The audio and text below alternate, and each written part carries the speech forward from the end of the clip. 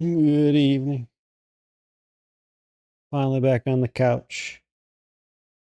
Gonna play some Borderlands while we have some space and hopefully a Starship launch up. And we'll switch over to that when it actually happens. So, gonna play New World, but they disabled my weapon. So I don't want to play New World right now.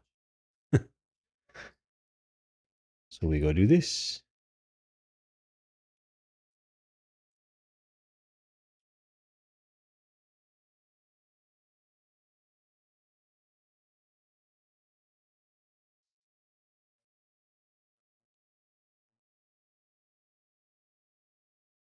I will get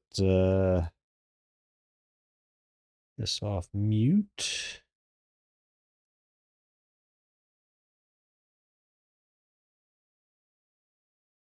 Let's see, oh, we got an ad on one of those. Nice. Click, and I want. I imagine it's more fun to be NASA admin than Secretary of Transportation. I mean, come on. Yeah. Who would have guessed? So like, you need someone, whether it's Jared or not, in there to really push NASA forward and be giving it their full time. And I'm just, Duffy seems more interested in it for the television appearances and sort of what it does for his image than really fixing the systemic issues that need to be addressed. Got it.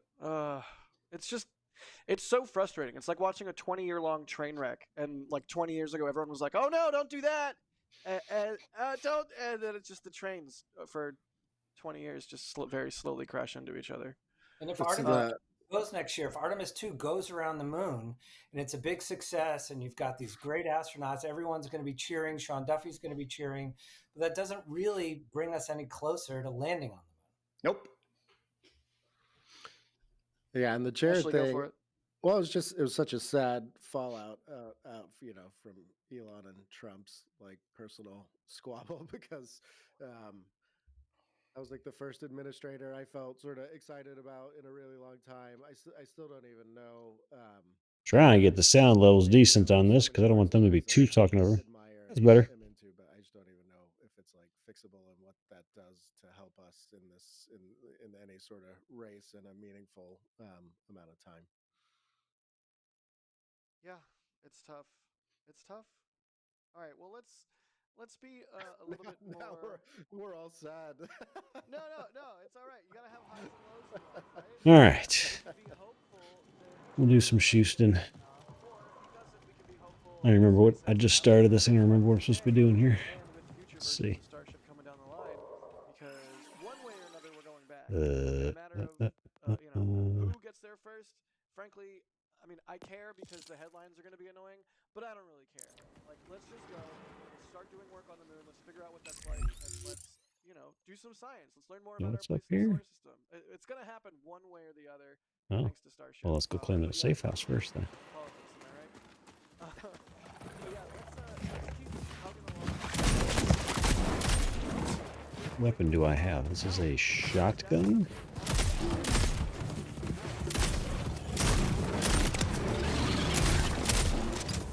I don't like that weapon at all.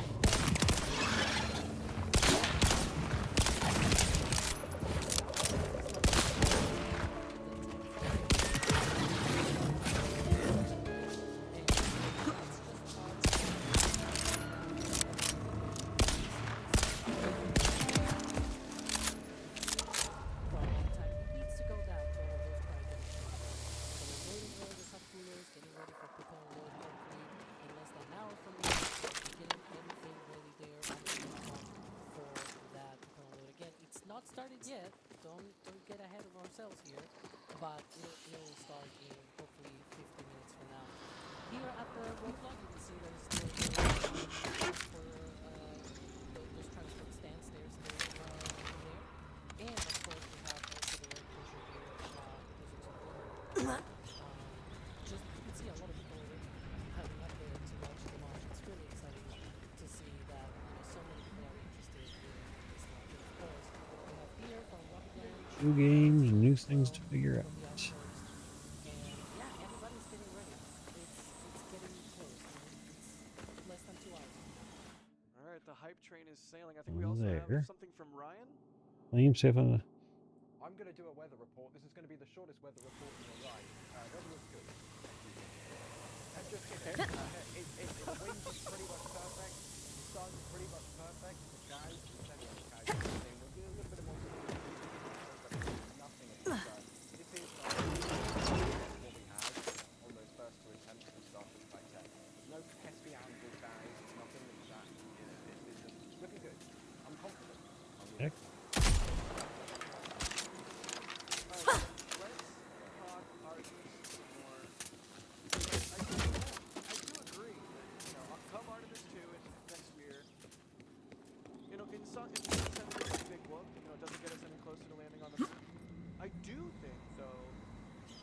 Is it up top or something? It must be up. Oh, it is up top. Ah. Alright. Sorry, Mr. Claptrap. As we talked about at the start of this segment, is generally more communicative, more secretive than SpaceX, and yet they've really been pumping the gas on various Blue Moon lander, updates and hardware videos they've been posting, things like that. Updates on engine testing. And SpaceX is like, I don't know, dare I say conspicuously silent or quieter than Blue.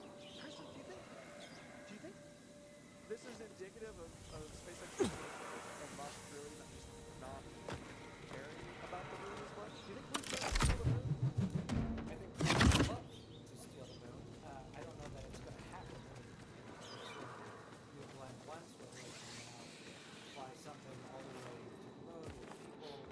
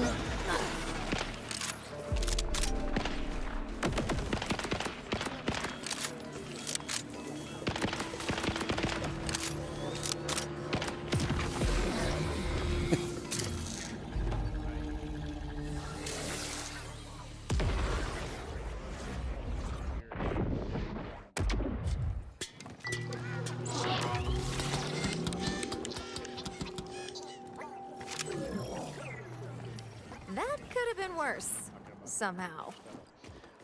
So it's got to come here for testing, and then it go back to the launch site in Florida, and they're hoping maybe launch it in January. I don't know if they're going to meet that deadline, but it's coming soon, and it's a huge lander. And as I reported a couple of weeks ago, now there is an internal plan of Blue Origin to use multiple Blue Moon Mark 1 to support a human landing. They think they could I don't know. maybe within the next 2 weeks. Now, Chris said that's a big ask for a company that's launched one single rocket. They've done none of the space. However,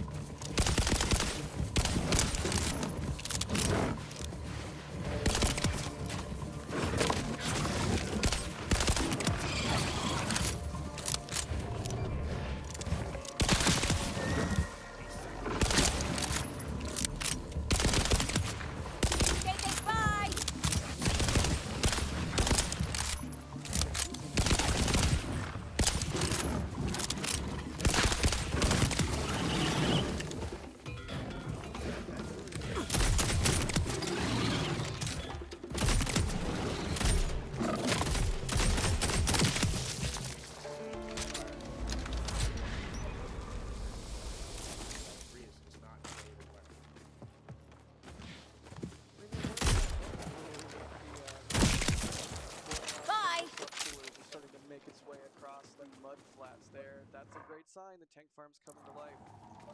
Oh man, it's. I don't even know what I was gonna say. Really, there's a kid that doesn't care about the movie. Go ahead, Al.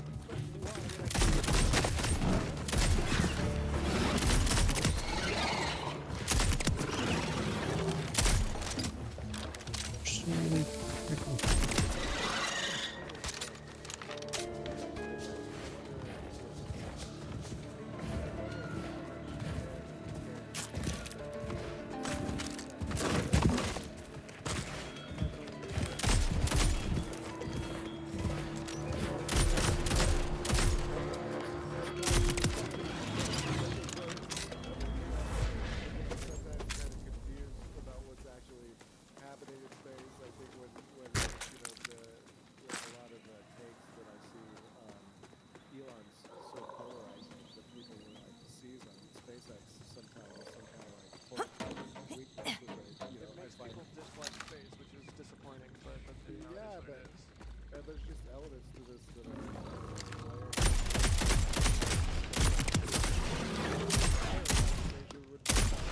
how China is dominating and the U.S. has nothing, to do about it. We are lucky.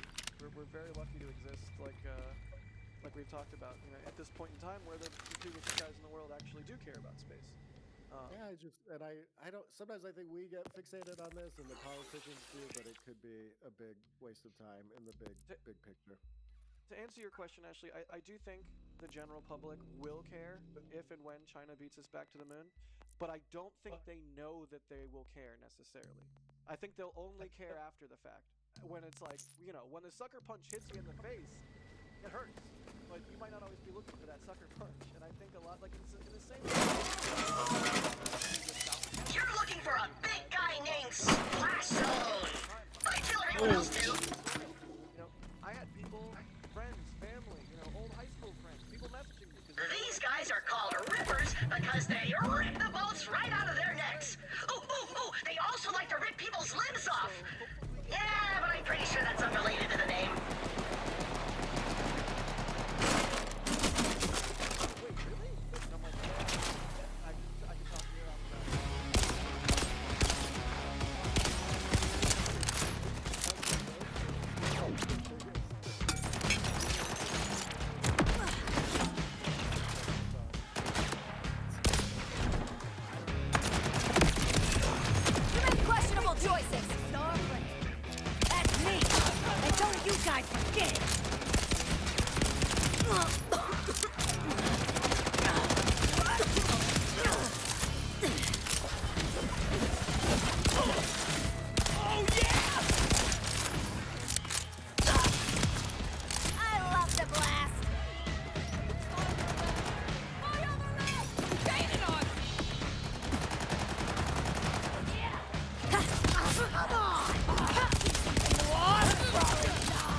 Okay, that was a mistake.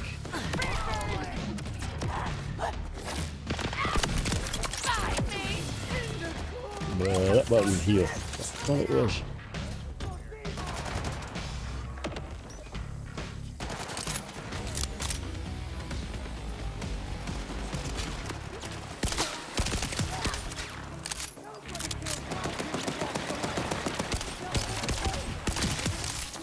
Nice try.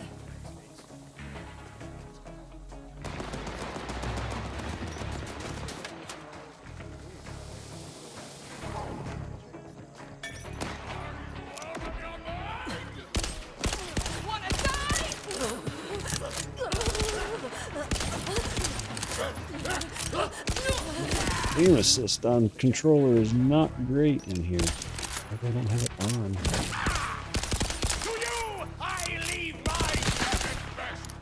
Not many crits, but geez, I hit the dude. In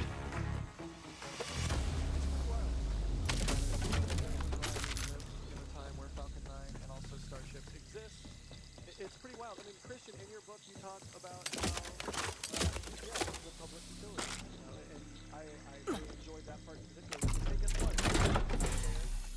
Use GPS. It comes from space, and the military gave that to the general public. I want to say for free. I mean, we paid for it. It's kind of ours. But point being, Starlink is actually enabling internet around the world to people, and it's not a free public utility. I wish it was like GPS. That would be great because the world would work better. But what do you think is the end goal here for Starship? Is it just Starlink? Is it just Mars? Do you think You're so little!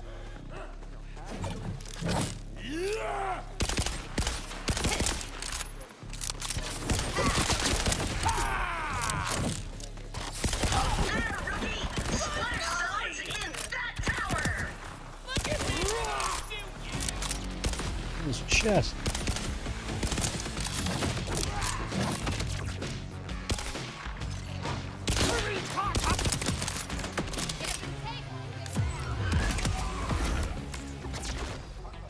Oh, I just hit my ultimate. I don't know what I do with it.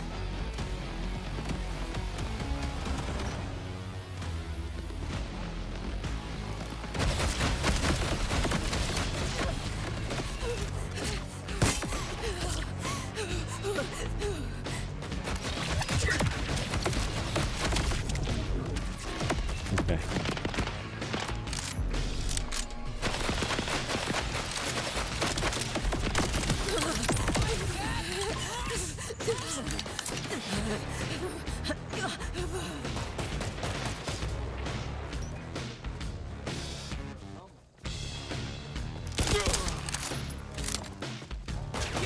Let's pull up shot.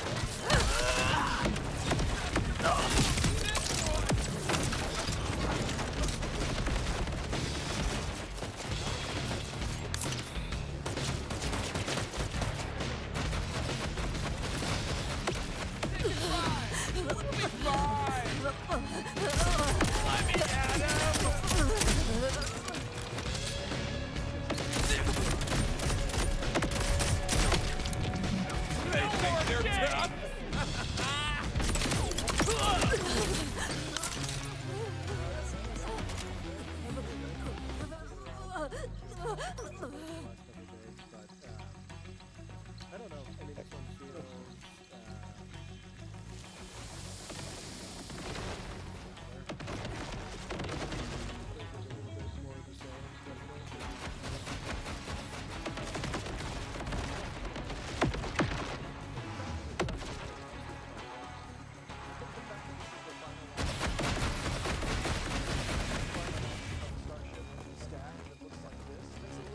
Just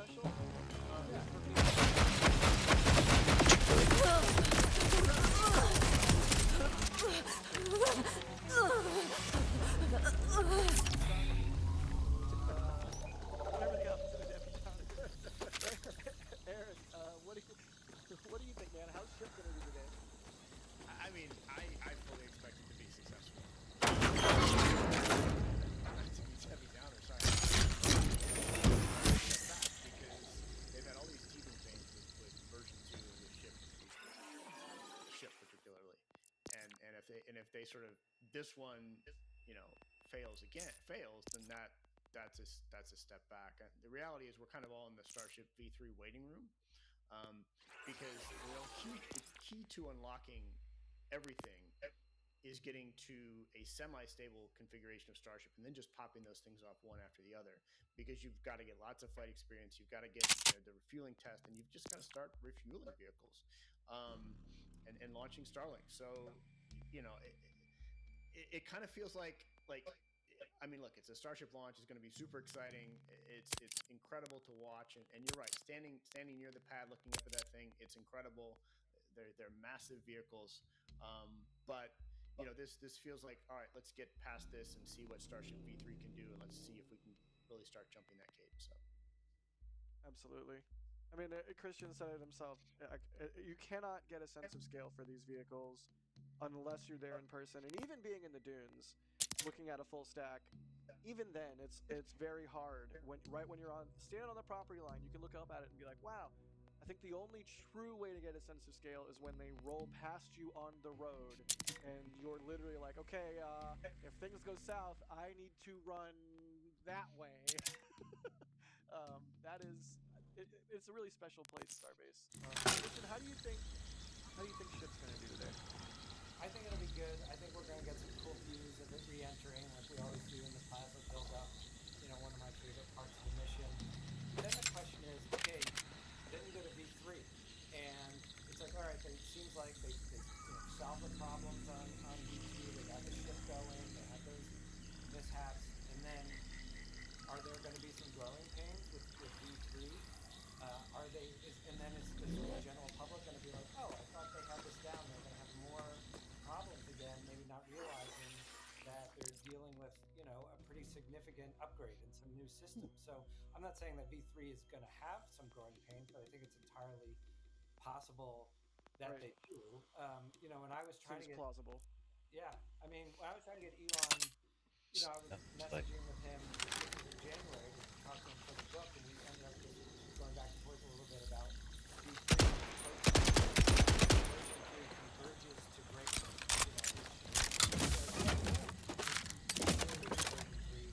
to unlock all the things to be able to get to the moon and to Mars. But again, we're talking about a huge upgrade, complicated vehicle. The first 2, 3, 4 flights may not be perfect, and then it's all of a sudden we're like, oh, the headline may become SpaceX is struggling again when they're just sort of working out the kinks of a new system. I think, grenade. All this goes back. It goes back a little bit to some of the stuff we talked about earlier. I mean, I think SpaceX, when they were doing all the grasshopper stuff, I mean, it was happening out in Texas. We didn't see it as much, during the most of their reusability early day trials. And then I think they just convinced us all in our head that they're almost flawless, for this big run, and you just get so used to them doing everything kind of faster and better, especially when it comes to aerospace, where everything is always late and worse than you thought, and SpaceX kind of trained you to think a little bit differently. And so I find some of this hard to just wrap my head around, just simply from the way SpaceX has kind of imprinted their modus operandi in my head. And then I find the whole thing this gap. This is, I don't know, we talked about it early, I suspect this has gone slower than SpaceX had thought. It's definitely gone slower than I had thought in my head. And so this gap of opening up space for Rocket Lab against the Falcon 9, for Blue Origin to sort of make progress on different fronts. We saw Stoke Space raise a ton of money. I mean, Eric Schmidt's come in with relatively, all these things are just, I think we're preparing for a really interesting couple of years when are you scared yet? The Falcon 9 competition landscape might change while all this is going on. I don't know. It's fascinating. There's nothing else.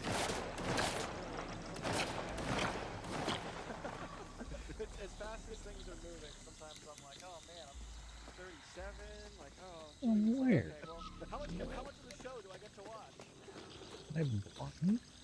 Following our set! No better time to fly in space.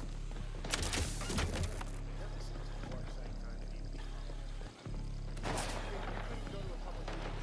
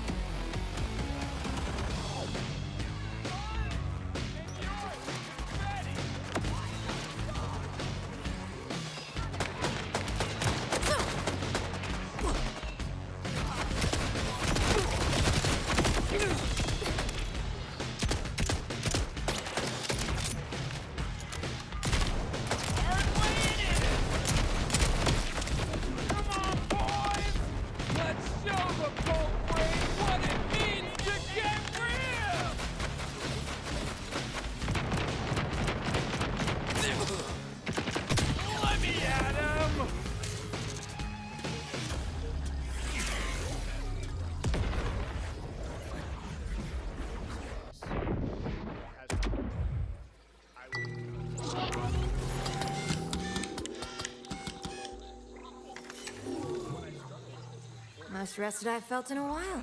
Convey to readers and to people is just how much of a quantum leap forward Starship is compared to every other rocket that's been designed and built. It's not just the sky. People really understand, because it's not just that they're trying something hard. They're not trying to just go fast. They're trying to go fast into something incredibly hard.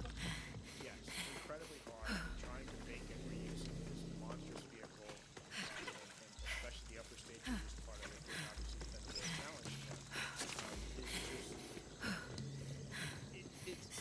People need to give space to some grace, right, with their expectations and for what they're trying to achieve. And so I think on one hand, you can question whether this is the right architecture for humans to go back to the moon, right? Because it's not really developed for that. You'll be begging for mom! Too much sense.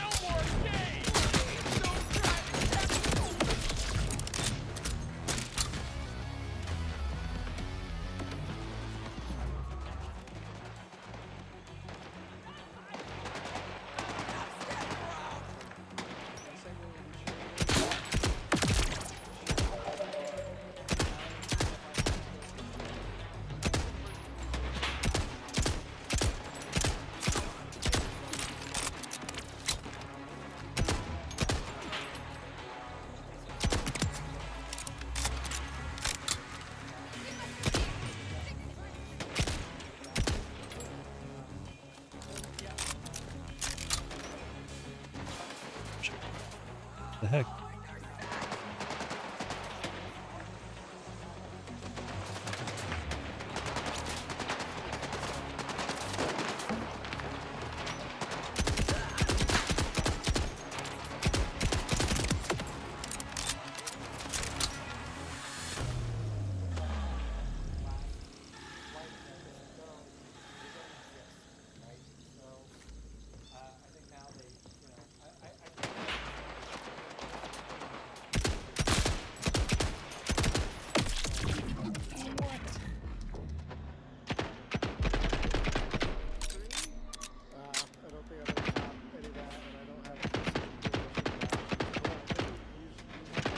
Hope you said your goodbyes!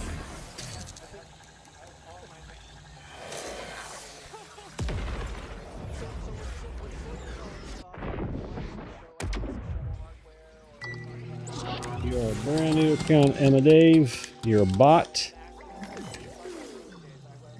Won't be the last time, I'm sure. I'm jealous now, man. That's a good one. I'm jealous for the title of your book, When the Heavens Went on Sale. Should be back. Am I back? It's an amazing book. As you lift off of the entry, amazing book. When the Heavens Went on Sale, amazing. Okay. Broke the thing behind it. Thank you. Everybody hated it that I wrote about. mostly the planet guys.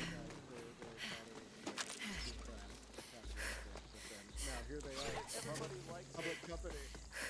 you done your job.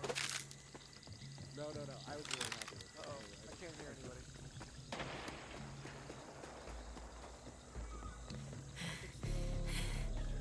So I have it's not my show.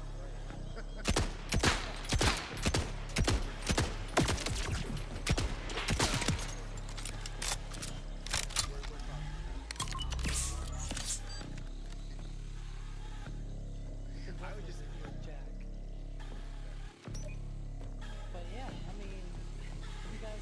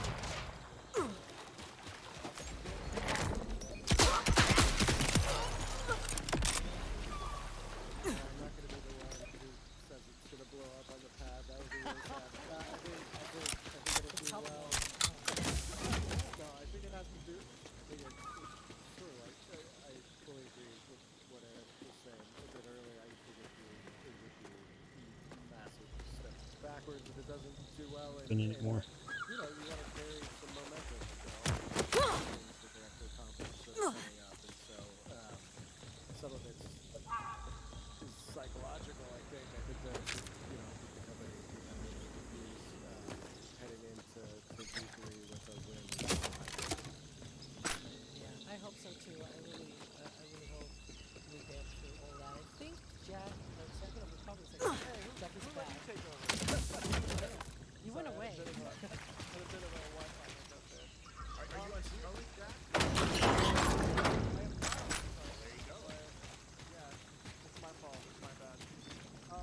Wow. Okay, that was a really good discussion. Thank you all so much. We're getting very close to wrapping it up. Christian, what's your optimistic prediction for the next 5 to 10 years in space flight? Where do we end up in, say, 2030, middle of 2030? All the good levers get full. Yeah, I think multiple. I mean, let's take the moon for example. I think multiple landers on the moon, cruising on the moon.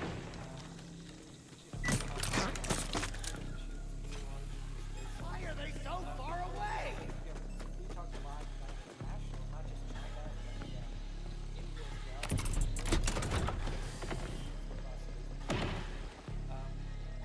I don't know. I think by the middle of the 2030s, the commercial space stations are arrival. Boy. Well,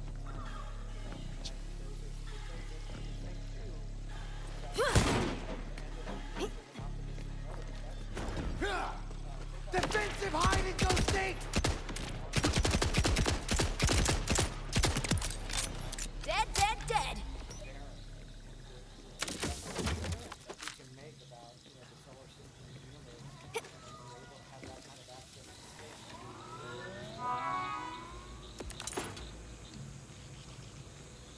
Absolutely. Ashley? Man, I'm trying to be realistic here. I get excited when we get to middle of the 2030s. I think middle 2030s. I think we're talking about Blue Origin, Rocket Lab, and SpaceX as the dominant American space powers. I think finally, I've been waiting for this the whole time I've been covering this. I think we have like a new idea, something that's in low Earth orbit that is doing something interesting beyond communications and imaging, and somebody's like cracked the code on that, and it's been inspired by Starship and the economics and the weight that it can carry to space. I think it's been inspired by having multiple companies that can get to space on a regular basis, and yeah, I don't know. I mean, I try not to get too excited, but I think by 2035, going way back to the start of our conversation, I think we're in a new industrial era in low Earth orbit. Yeah, I'm buying into that. I'm sticking on that. All right. I'll take it. What do you think? That's a phenomenal point, actually. Like, if space is really going to open up, we need to have some kind of economic beyond sort of what's happening in communication and observation today. And that, we don't know what that is. You're in the splash zone, baby! Yeah! Really opens that up and find those use cases, because beyond sort of government confidence. So I'm eager to find that as well. 10 years from now, I'd love to see launch be a commodity.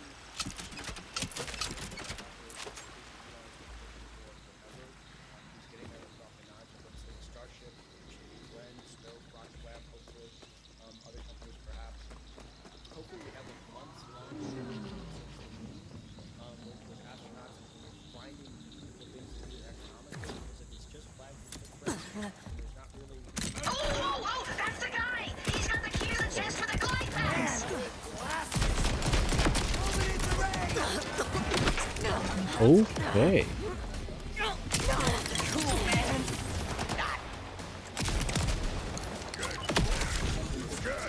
Blood soaked! I'll be over here if you need me! The last thing you ever did!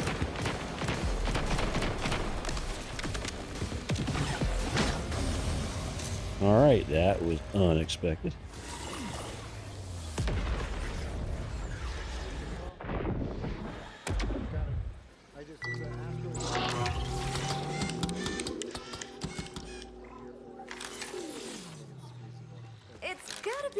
permanent at some point, right? To that point. Ashley, thank you so much for being on. You have written 2 books, one about Elon Musk, and also When the Heavens Went on Sale, which just came out. We appreciate your time today. Thank you guys so much. Also, Eric, you are a legend. You're all 3 legends. Eric has written Liftoff. I woke up again! I can't remember how many bullets I got. I need a safe space! Get close! Get bloodsoaked!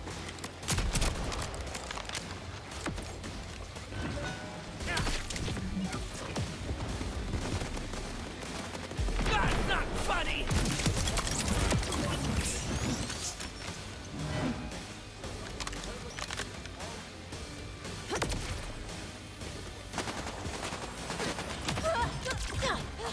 How did he hit me? I wasn't even on him. Oh, okay. This is probably for the best. If I could do it all again, I would not.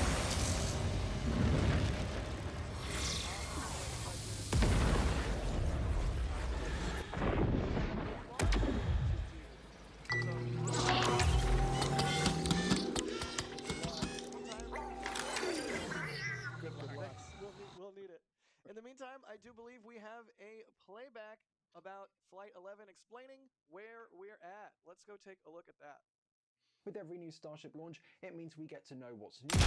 While in general, the flight profile is similar to the previous flights, there are some interesting differences to note for this launch. As you probably already know, Flight 11 will be featuring Ship 38 on its first and Booster 15 on its second. This will be the second reuse of the Super Heavy booster, and as you can imagine, a good number of its engines are being reused as well. In particular, SpaceX says 20 I'm going! Go!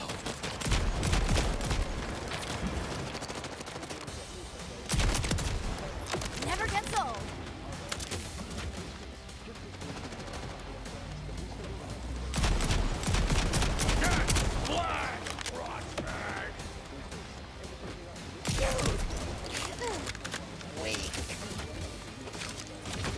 Let me help you with that crazy.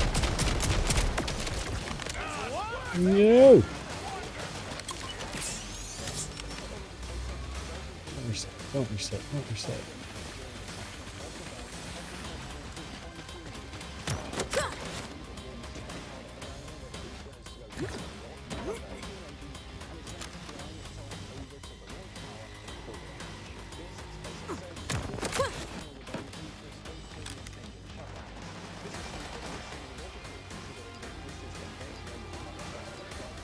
Oh, jeez.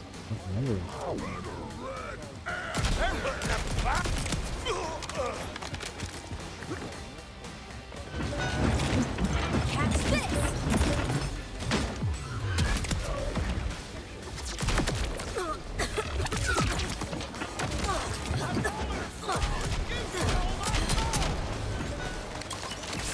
They keep shooting at me!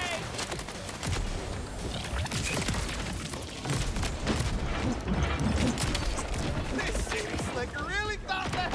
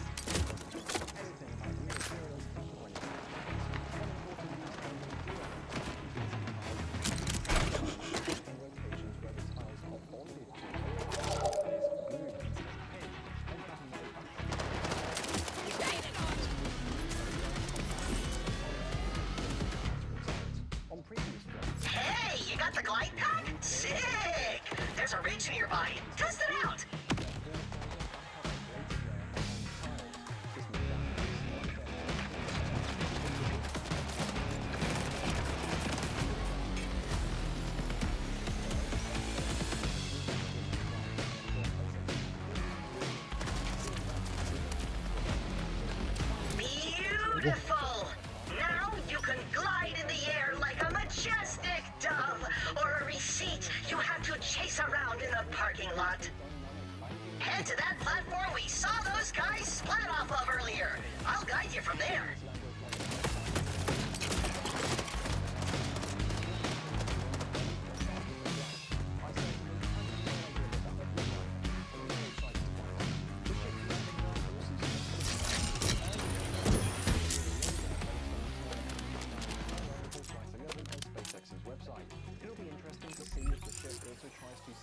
As if it were landing on the chopsticks, which could explain the longer burn time this time around. What's interesting about this flight is that despite the majority of it being similar to the previous flights, the landing of both booster and ship will give us a glimpse into what we'll see next year with version 3 Starships. It's probably going to be a few months until that happens, so we can really take we can about this flight and enjoy the show.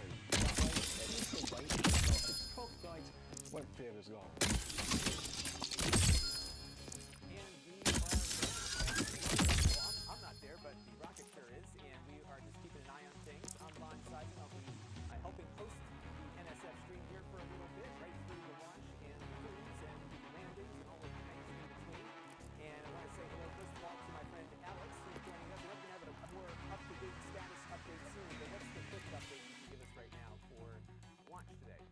Yeah, we got that rundown of what to expect on Flight 11, and of course, before any of that happens, we are about an hour and 7 minutes. Oh, level 50. We have now seen the chill down of the propeller. It sucks that I have it on me now forever. God dang it. It's like a really Store that somewhere. right now on the tower, but that's a great sign. I'm also seeing some of the other cameras as well. Some of those propeller lights on the launch mount are also getting frosty, so we should see the launch mount vent coming up. It's a little bit later than we are expecting, right? We usually expect these things T-minus 1 hour and 20 minutes. This is 98. Maybe we'll see a little bit delayed. I don't know. We'll see. Definitely, once SpaceX gives us some more updated information, we'll relay it as soon as possible.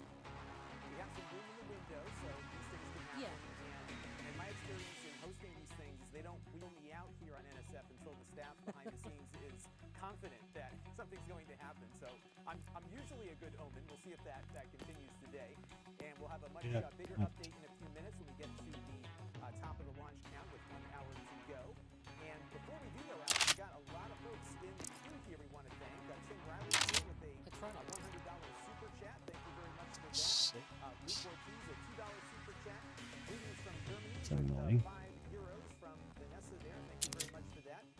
Bitford with a $50 super chat. Talking about the fact that this is kind of a milestone, Alex, right? We're seeing the end of V2 and something new after this, right?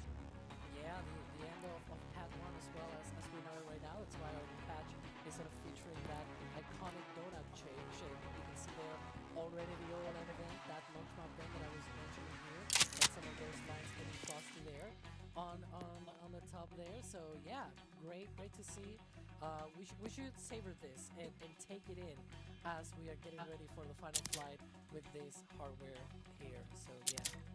And it's not just the rocket hardware, it's the ground hardware too. We're going to have something different to look at with the new launch pad. Yeah, lots of new things, new pad, The tower looks a lot like the first one, but it's got a lot of new and very interesting upgrades that we're going to see once it comes online. And so I'm really looking forward to all of that. I'm really excited. All right, and it looks like we have another OLN vent. Yep. It is currently ongoing. That's part of the chill down, as I was saying before. There are these propeller lines that go to the launch mount and that go to the tower, and those will just essentially more instantly as lower cooling. You've got very cold liquid oxygen, very cold liquid methane, right? So they flow this, they let it boil off and everything. They have this vent that you can see a little bit more active. It'll get a lot more active over time, but that is essentially where we are right now. Just preparations. Don't drunk sidewind. On board Starship. Great, and thank you to Mark Petco for his super chat there, and we also have some. Always more damage. Jack here, if I can find it in the queue, for conducting that great discussion. But what does it all mean? All of those great journalists here on NSF talking about the future of the space program. fast on what we're going to see today with Starship, Alex, right? Yeah, this is a critical moment. As I was saying, sort of it's turning the page, right? It's the end of version 2, version 3. We have already seen hardware for docking, ship to ship. We're gonna have that in space refueling demonstration. Hopefully HLS down the line, Mars missions as well. Like that is what's gonna be enabling some of those missions as well. There's gonna be future upgrades, of course. This is not gonna be just version 3 and done. There's more upgrades down the line. But it's the first one. Oh, level 30, level 30. Oh. Serious, right? So yeah, it's a really important mission to make. And Waco Jones with the super chat here, praying for a good flight, as are we, because we want this mission to succeed, because this is how things move forward. We had a great one on the last mission. And Alex, too, this seems like a much faster cadence now between Flight 10 and Flight 11. Is this the fastest cadence and turnaround we've seen so far in the Starship program? Not yet. There's been at least one turnaround that's been faster, but this is the second fastest if it launches today. Launches tomorrow, it will be the third fastest because things with Starship, I don't know, it's 48 days. There was another one that was 49 days. So if it delays to tomorrow, it's gonna be about the same time. So it's gonna become third fastest.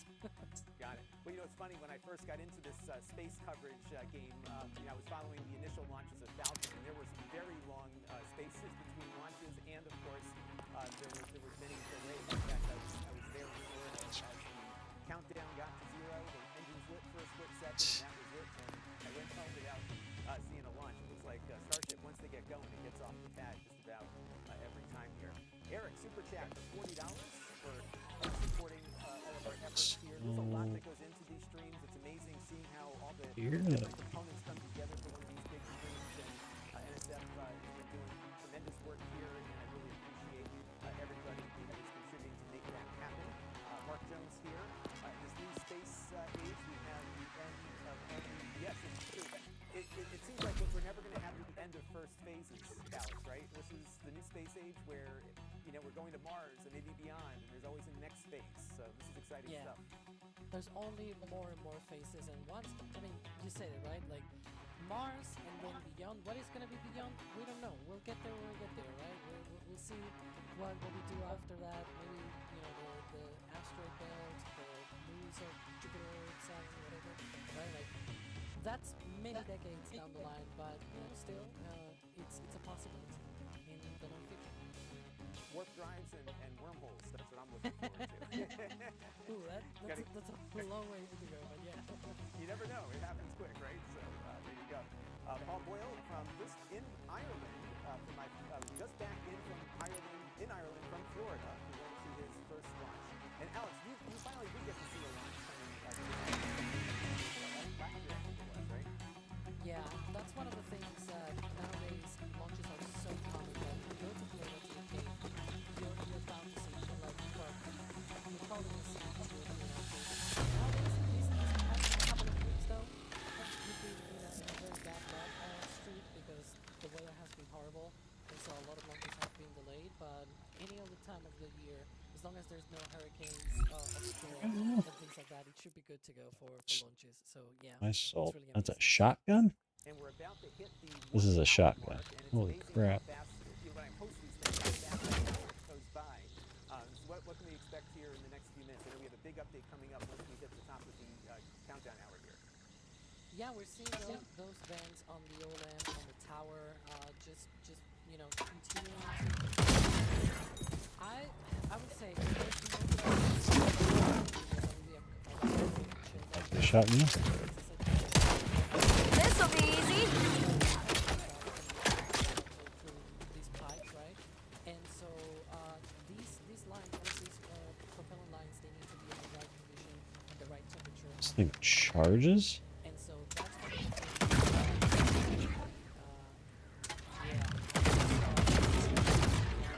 SpaceX clock. That was the thing that I was waiting. Right? Exactly. Yeah. Some of these timings were not sort of on track with what we had seen before. But I must say, so it's probably not going to be so that because of the timing, as I said before, it was like maybe 10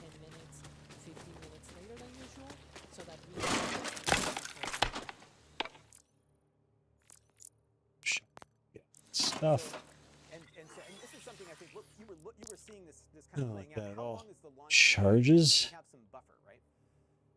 Yeah, the window runs for 75 minutes, and if it is indeed about 15 minutes or so of delay, they will still have another hour. So that's plenty of time to use there on the launch window.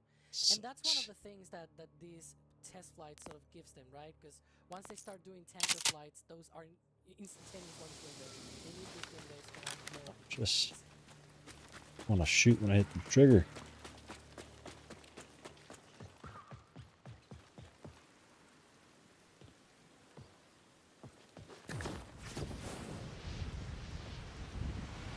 There you are, rookie. I was beginning to think I hallucinated you.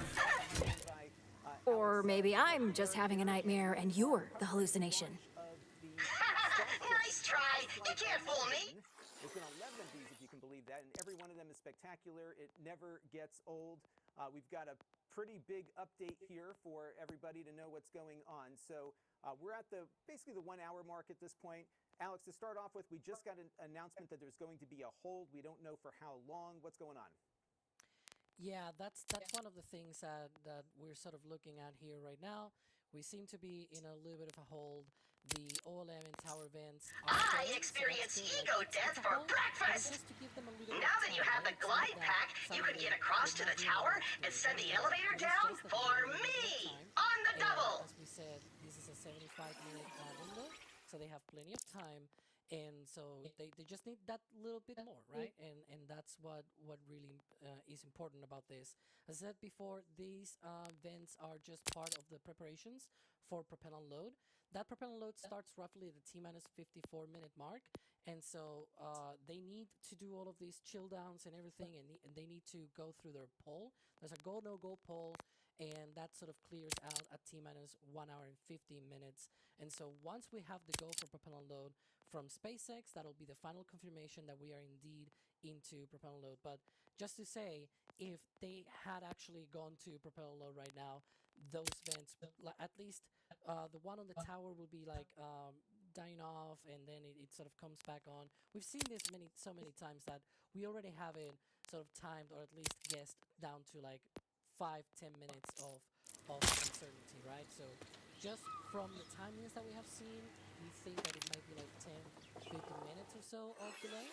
So we'll stand by and see what SpaceX says, but still we have not gotten any official confirmation about them actually going for propellant load yet from that go no go poll. So we'll stand by for that. And so, and a hold like this does not mean we're in any kind of issue here. It's just that they have time to do things correctly, and they may need a little bit more time to get to that Exactly. decision. All right, well, also joining us for some updates here is our friend Ryan Keaton, who's joining us as well. So I believe on my notes here that you are handling the air and the sea. So what's the air and the sea looking like right now as far as conditions for launch today? Well, I cut out. We've been keeping an eye on the night. We can see the rain here.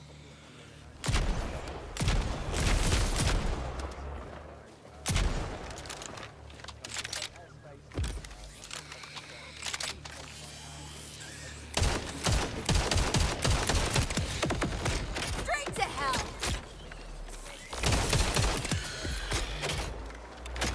Fingers crossed everything proceeds smoothly from this point. It doesn't look like that much of a delay, Alex. Looks like maybe, what, Yeah. 4 minutes or so into the window. But 5 minutes on the window. So pretty much got all day. Exactly.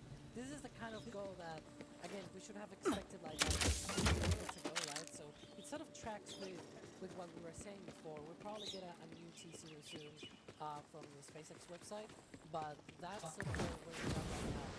These things, again, we have been tracking this for so many flights, so many tests, that it's already down to the science. So when it comes on like, oh, it's like 10 minutes, 5 minutes, you already start to see those things. But yeah, one of the things that I'm looking forward to right now is that tower event.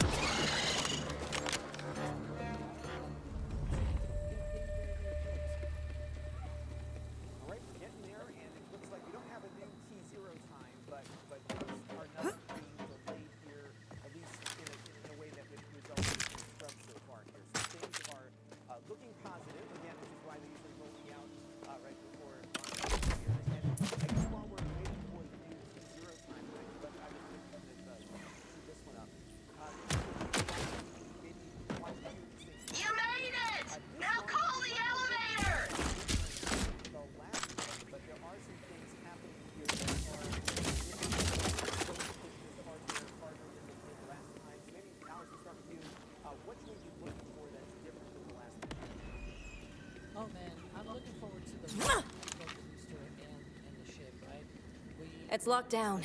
Looks like I need clearance. Jeez, do I need to do everything for you? Search around for a solution. Recruits these days. Oh, maybe these Dead Order guys have something on them.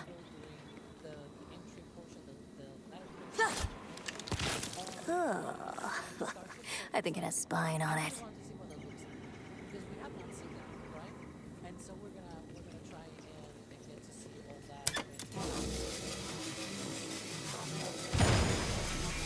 It's working! It's working! I ascend! Rookie, I could kiss you, but only if you were into it. And if I were in any way attracted to humans. And if I had a mouth. I have no mouth and I must kiss! Now, Rookie, we have a sacrosanct mission as Crimson Resistance. We must broadcast a message of hope to the people of Kairos! This place will make a great safe house, too. It's got a fast travel and everything. And open!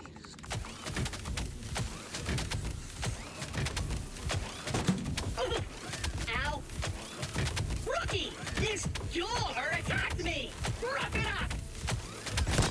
Okay, first thing, find the data pad with the security codes to claim this site as Safe House of the Crimson Resistance!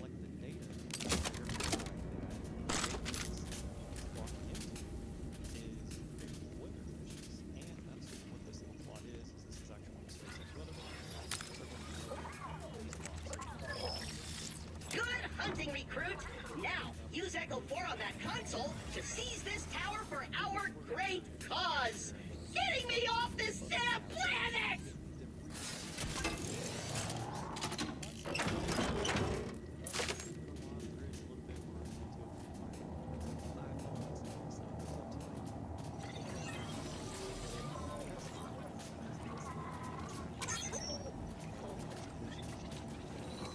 Rookie, you've done us proud today.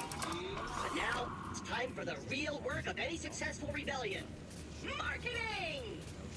We gotta get recruitment numbers up. We are all this planet's got. Now that, what's his name, died saving you. RJ. Yeah, RJ, that's what I said, clearly.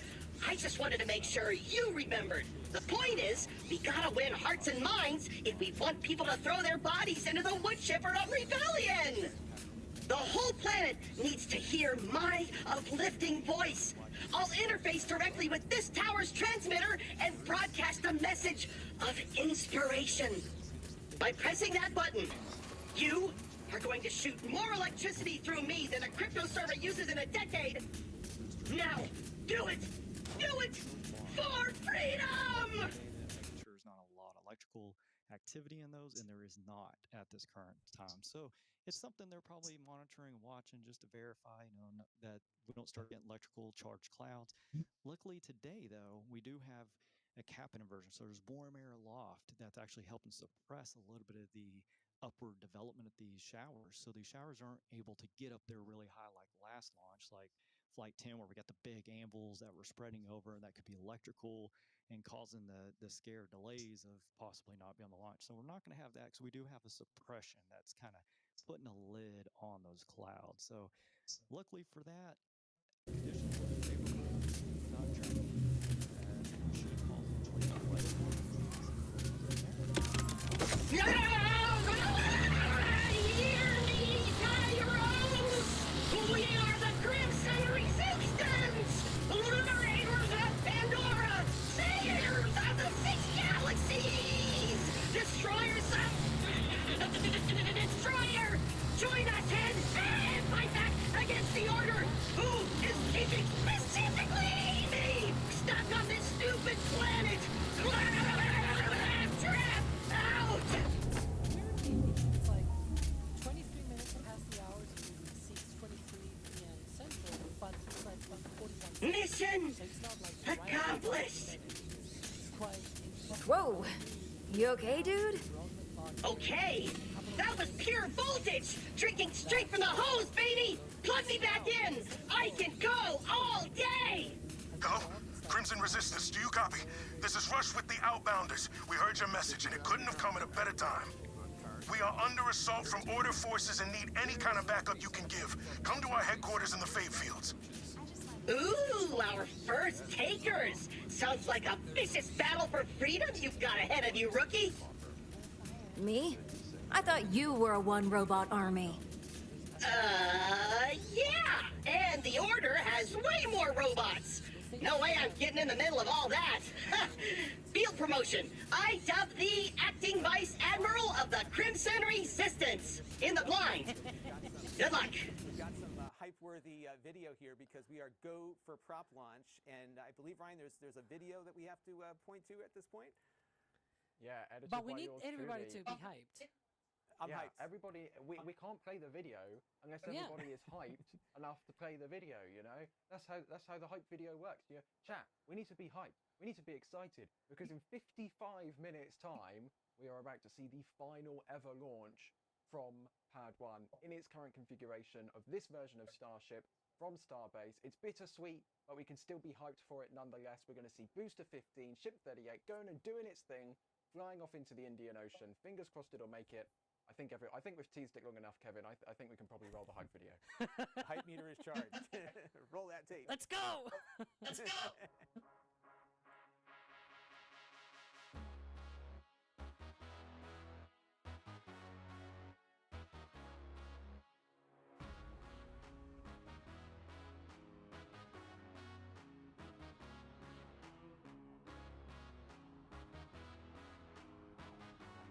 All right, that's 3 minutes of ads over. I'm not going to run an ad for another hour.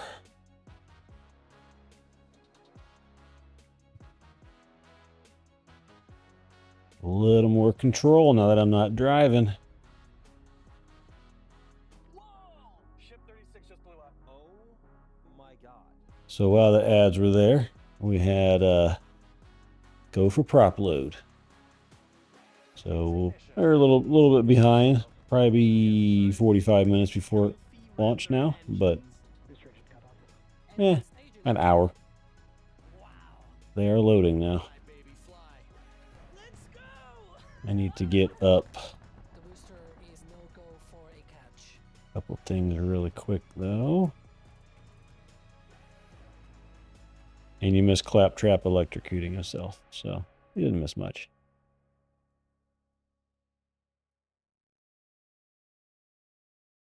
Some people might enjoy Claptrap getting electric because they think he's annoying. I think he's funny. All right, we are back monitoring activities at Starbase in Texas, awaiting our launch of Starship test flight number 11. And this is So there, on behalf of let's NSF. I'm see, joined by Alex Romero and there's their website. Brian Caton today, and we've got lots of things to share with you. But before we do, we have some super chats to bring to your attention. Unsymmetrical dimethylhydrazine here.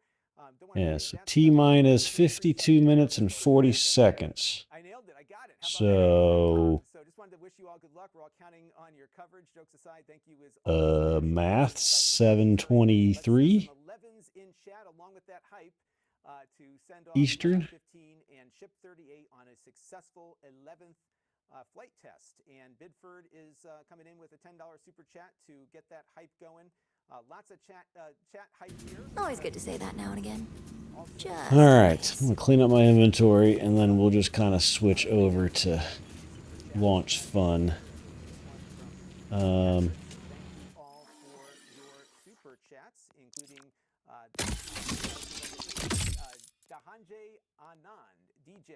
So thank you very much for your support. All right, so energy shield is a better one. Down here, we Ooh. have about 51 minutes or so left in the count. We had a hold, but that hold has lifted. Recharge is a little faster. Going in, and I think our next order of business, gentlemen, is to talk about the tank farm. And it gives me some more health, so yeah. I don't know. We'll start with Alex and then turn it over. Let's mark that as junk. Yeah, you can see Unmark there, that as junk because we're using that. on your screen. You can see those subcoolers exactly what it said. And Those those will all get sideway junked. vents that they have, and they they become really, really active. That is confirmation that they are indeed now I loading don't the like fuel this one. that Let's they junk it. put Let's take the money. into the ship. It'll be better soon Liquid enough. load should start in about 5 minutes from Nothing now. We'll keep there. track of that What's tower this? event, which, if you remember, I said, oh, it's gonna die Do off, and it's less. gonna come back, and when it come back, when it A comes whole back, lot it's more gonna be a healing lot over more time, active. though. It is indeed. It's now quite a vent, if you will. I was trying to do a one, but it didn't work. And so about 5 minutes. And we'll get rid of their commentary and just have mine, because they talk a lot. It sort of starts first with a ship, and then goes to the booster. And then for each one, they start first give me with backpack the liquid space. methane, and then they do the liquid oxygen. Remember, in space, there's no oxygen. I mean, there is, but it's not something that you can really get. I have 25 more, right? huh? You Okay. really need to bring your own oxygen. So most of the rockets, in fact, like 80% of And then let's keep liquid oxygen when it is fully loaded with propellant. So more shotgun ammo and more sniper ammo. Load onto Starship. So yeah, I mean, Okay. I still don't know what's unseen here. I don't see anything that's unseen. Words. And that's our mission. Okay. Let me take that off your blood-soaked hands. Welcome to quote-unquote Dr. Zed's.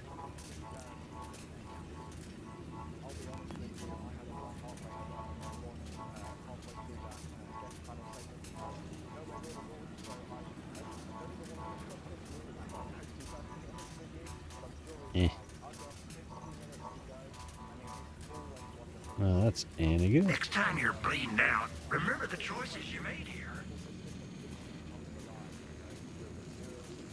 Your gun's hungry then, Vault Hunter. Hurry! Supplies are limited. Shotgun compared to my current shotgun? Crap. And that's all Don't see me crap. again, unless you're broke. Alright.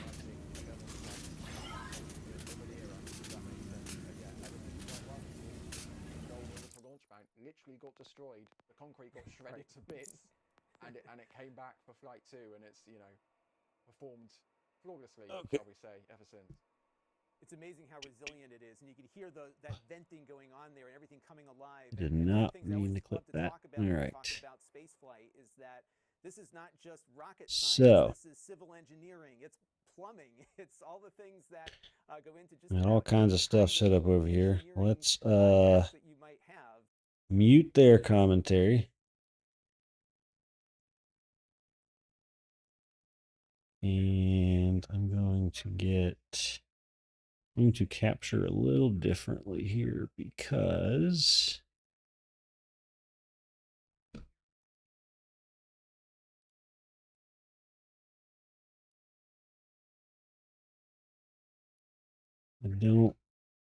I want you to be able to see my mouse pointing at stuff.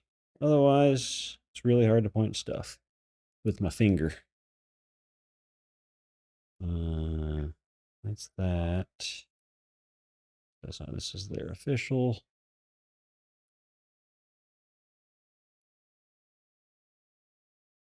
Okay. Now we're going to change to this out of here.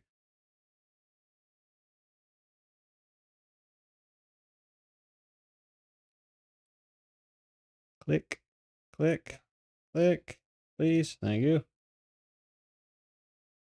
And then hide that and hide that.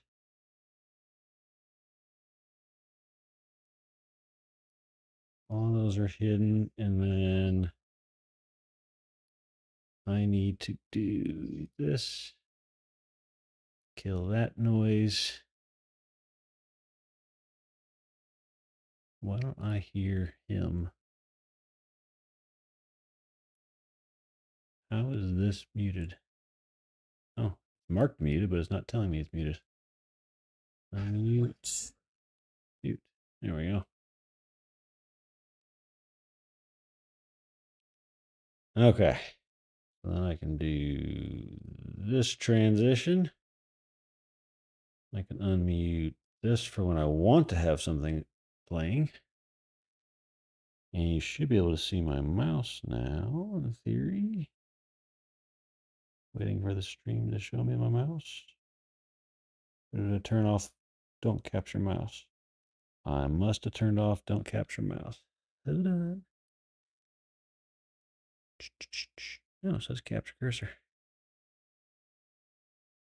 It's just impossible to see down here in the oh yeah, it is just hard to see on the resolution. Yep, there's a mouse. Okay, cool. All right, so flight test today. Not gonna be a lot different than last time, but they're gonna try some interesting stuff. I'm not gonna catch either one of them. The booster is a reflight of booster. Oh, so from flight 6 or 7. I don't remember which one. I don't know if it says in here which flight it's from, but they're reflying 24 of the engines that flew last time on it, of the 33. So it's a reflight, just like the last flight.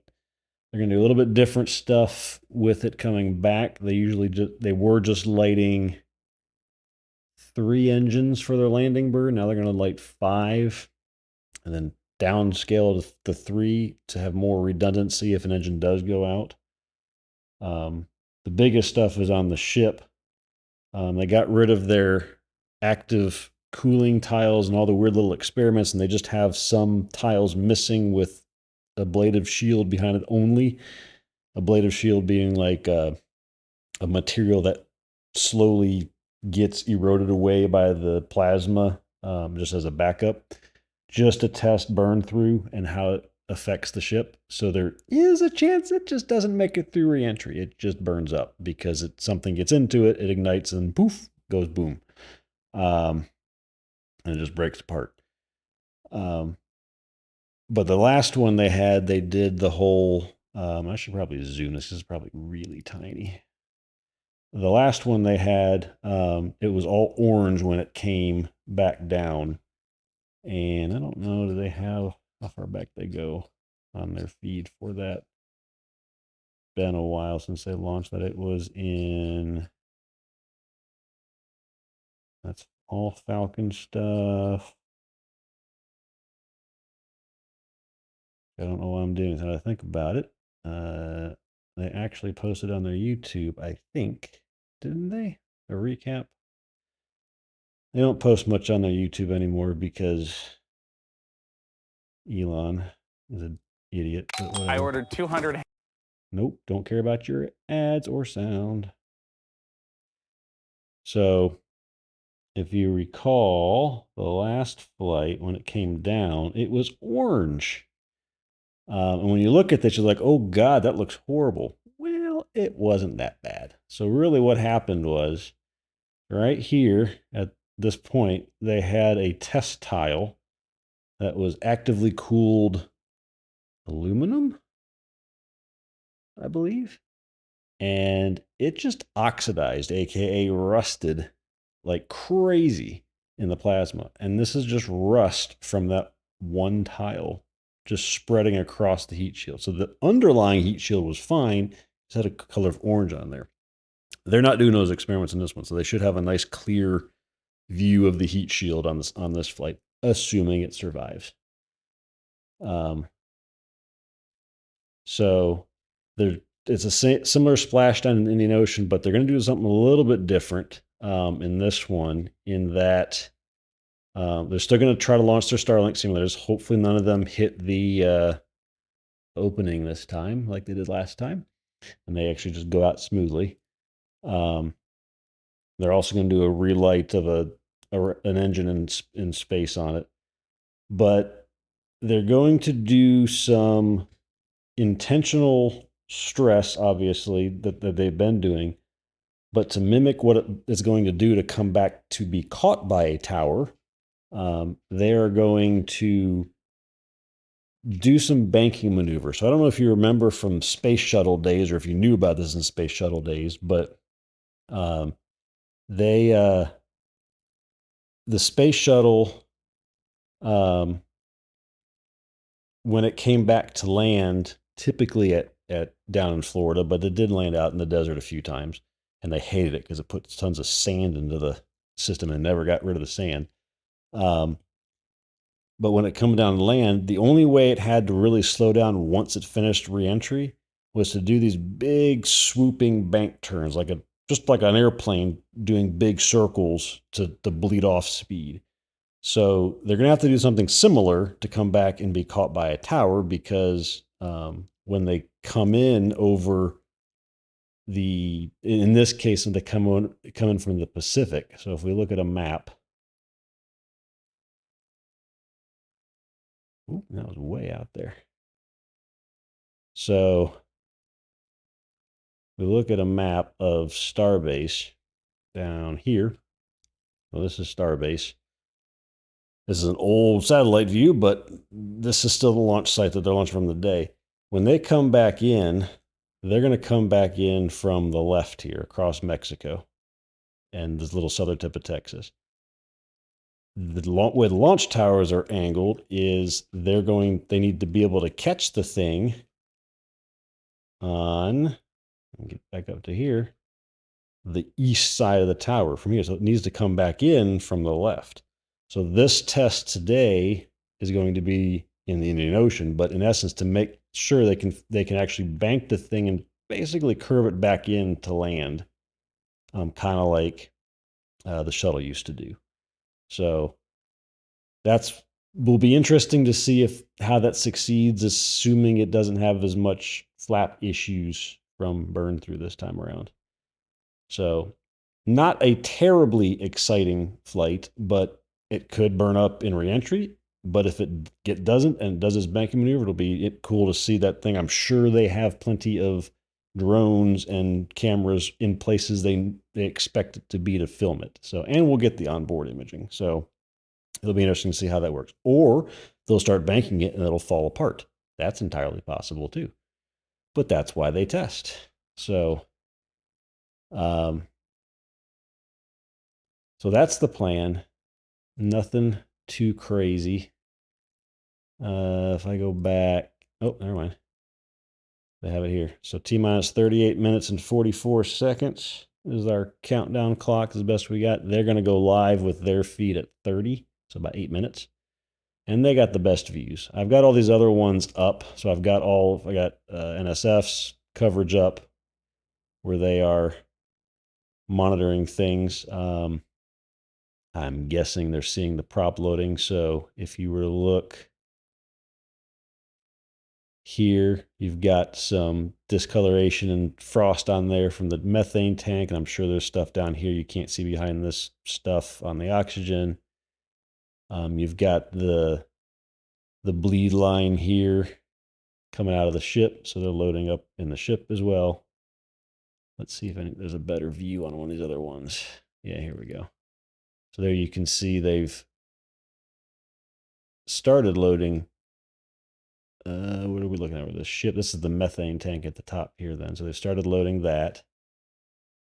And there's your oxygen line. Oh, ads, you suck. See, ads suck here too. Oxygen line on the ship. I'm surprised there's nothing on the booster yet. At least not in the auction. They load these very fast. It's crazy how fast these things load when they start loading. But they do load the ship first, and then they load the booster. They start the ship first, I should say. So that's going. Well, that view has stuff on the ship. So I don't know what's wrong with the other view. But there's methane in there for sure.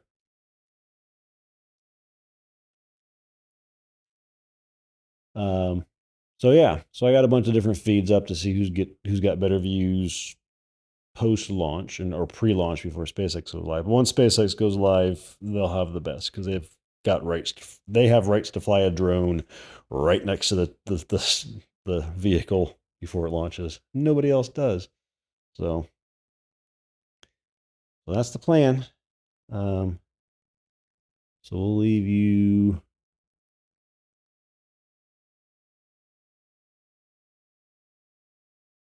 And they're just going around showing the different prop load. That's the methane on the booster.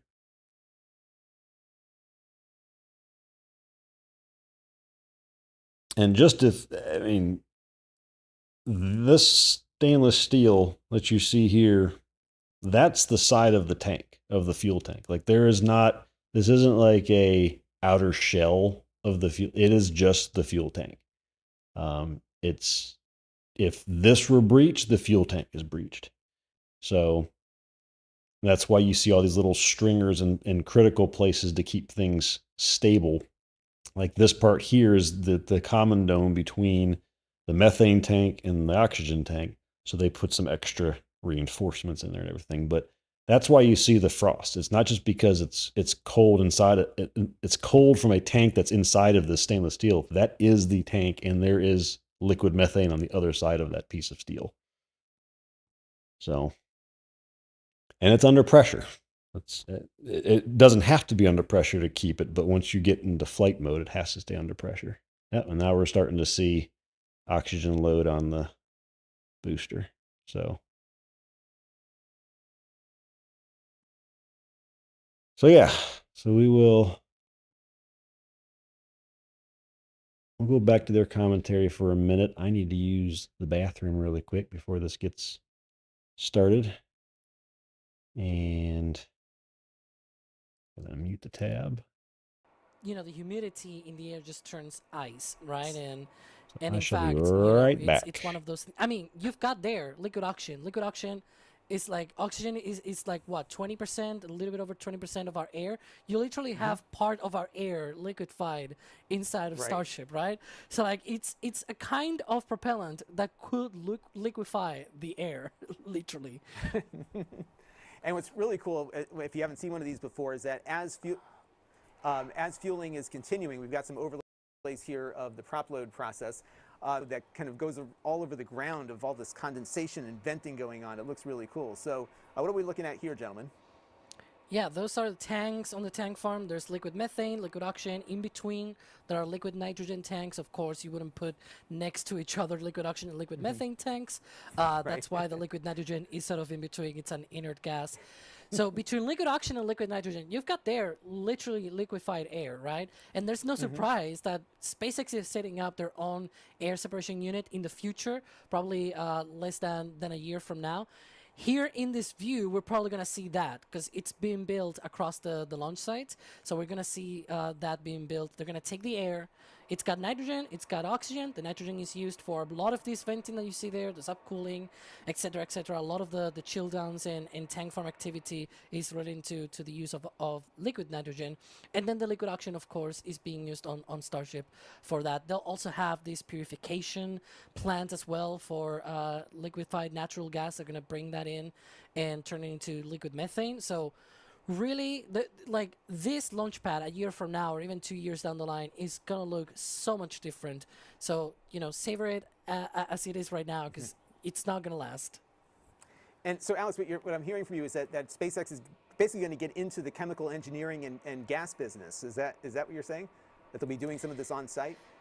Yeah, normally this is the sort of thing that you will see them actually asking other companies because there are obviously vendors that, air separation units and things like that are really common. It's a very common industry because a lot of people need oxygen, a lot of people need nitrogen across the world, right? So these are established systems and established companies. So SpaceX just goes to them and they're like, hey, we want this amount of oxygen and nitrogen and we want it in 5 hours, right? It's like, so instead of having to go to these companies, which again, they are used to supplying all of this, but they're not used probably to the amount of oxygen and nitrogen and all this stuff that they need for Starship. They need all at once, right? Exactly. It's like 5,000 tons of propellant that Starship consumes, right? And so they need that for every single launch, and it's only going to get even more propellant for launch once they start stretching these vehicles and everything, right? So the thing that they want to cut is the middleman. Instead of going to a company and saying, hey, we want this, they're just going to do that themselves. And so that's great. And we have these cameras in Florida, I believe, are coming up here. Yeah, as the and sun is sunsetting. setting here in Starbase, it's actually Oh, here we more go. setting in Florida, That's right. further east. And that's one thing about NSF that's amazing is that we have cameras all over the place. Look at that. And look, that's beautiful. And as much as this is a space nerd operation, it is also a video nerd operation. I happen to be both. I think many of us on the NSF team are as well. They're and waving look at at these beautiful us. shots. Yeah, there we go. See is there. And we've got live cameras all over the place that are transmitting 24/7. So it comes because of all the support that we have from all of you watching here. So for example, let me see if I can get this name right. Muahaha Alpha Tango Scary, who came in with a $63.63 super chat. Pointy end up, flamey end down. Let's go. That's definitely what we want to see here. Magic SND, probably about our discussion earlier, wants to know what about the dilithium crystals, and I think that will come when we get my my warp drive. Right? Is that how it's going to work? Some matter, antimatter, dilithium crystals, and all that. But one day, mark my words, they already got it. You know that. So Harry Camaro, $19.99. Thank you for your support. What a wonderful.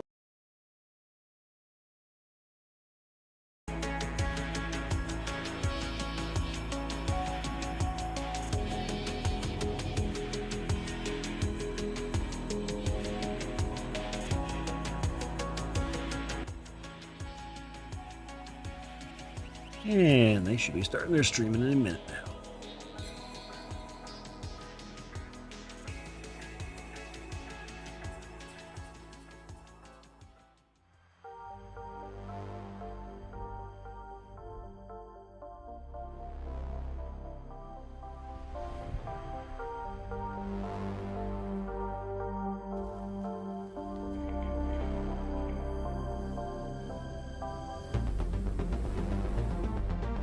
Alright, all operators on countdown 1. Flight directors go for launch.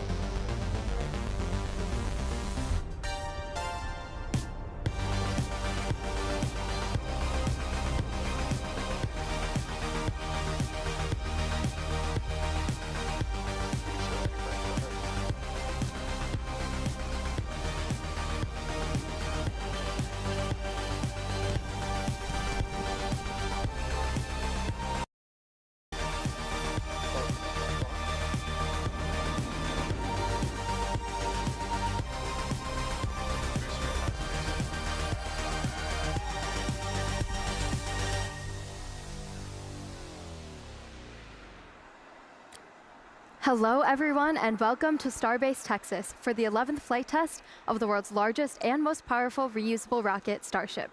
Today's flight marks our second reuse of a super heavy booster and what's expected to be the final launch of our second generation vehicle. I'm Amanda Lee, a build reliability engineer here at SpaceX. And I'm Jake Berkowitz, a lead propulsion engineer on our SpaceX Raptor team. Today we're coming to you live from Star Factory, just under 2 miles away from the rocket on the pad. Right outside on the lawn, the crowd is starting to gather, and after liftoff, we expect that crowd to head back in to watch the rest of the launch with us and have a party. And right behind us are 3 generations of Raptor engines, the third of which we're looking to debut on the next generation of Starship. And we'll talk a little bit more about that upgraded rocket later in the program. Yeah, and if you watched Flight 10, you'll know it was a really, really good day for Starship. All objectives were met, and we got tons of great data to learn from. And today, we're looking to build on the success of that flight. Yeah, that's right. Like in Flight 10, we're again planning to deploy Starlink simulator satellites as well as test the limits of ship's heat shield during re-entry. A controlled descent, flip maneuver, and soft splash in the Indian Ocean are also planned for ship. And hopefully, our recovery team will be able to deliver some more of those amazing views that we got back on Flight 10. Yeah, those views are just awesome. Another crazy thing, and for those of you keeping track, I don't like these commentators. They're not the good ones. 1 year anniversary. They better go to the of good our ones later in the first program. ever booster catch. That was Booster 12. And even though we're not attempting a catch today, every time we launch a Starship, it's a big day. All right, so everyone, buckle up because maximum excitement is guaranteed. All right. And Hey, Dan there's joins us from Dan. over Thank near God. Mission Control. Dan, how are things looking for launch today? Hey Jake, hey Amanda, hey everybody, we are looking great. I'm Dan Hewitt with SpaceX Communications. That's right behind me is our Launch Control Center here at Starbase. Flight control team is on there, they're getting Starship and Super Heavy ready for liftoff. So as you can tell, when we look at the vehicle, prop load is underway, things are looking good. We did shift our T0 a little bit, we're tracking to 6:23 p.m. Central Time, just a couple minutes into our window. All right, so as we noted, back in August, Flight 10, it did all the things. Did all the things we wanted it to do. Started off with Super Heavy, those 33 Raptor engines igniting, lifting off right at the top of its window at 6:30 p.m. Central Time.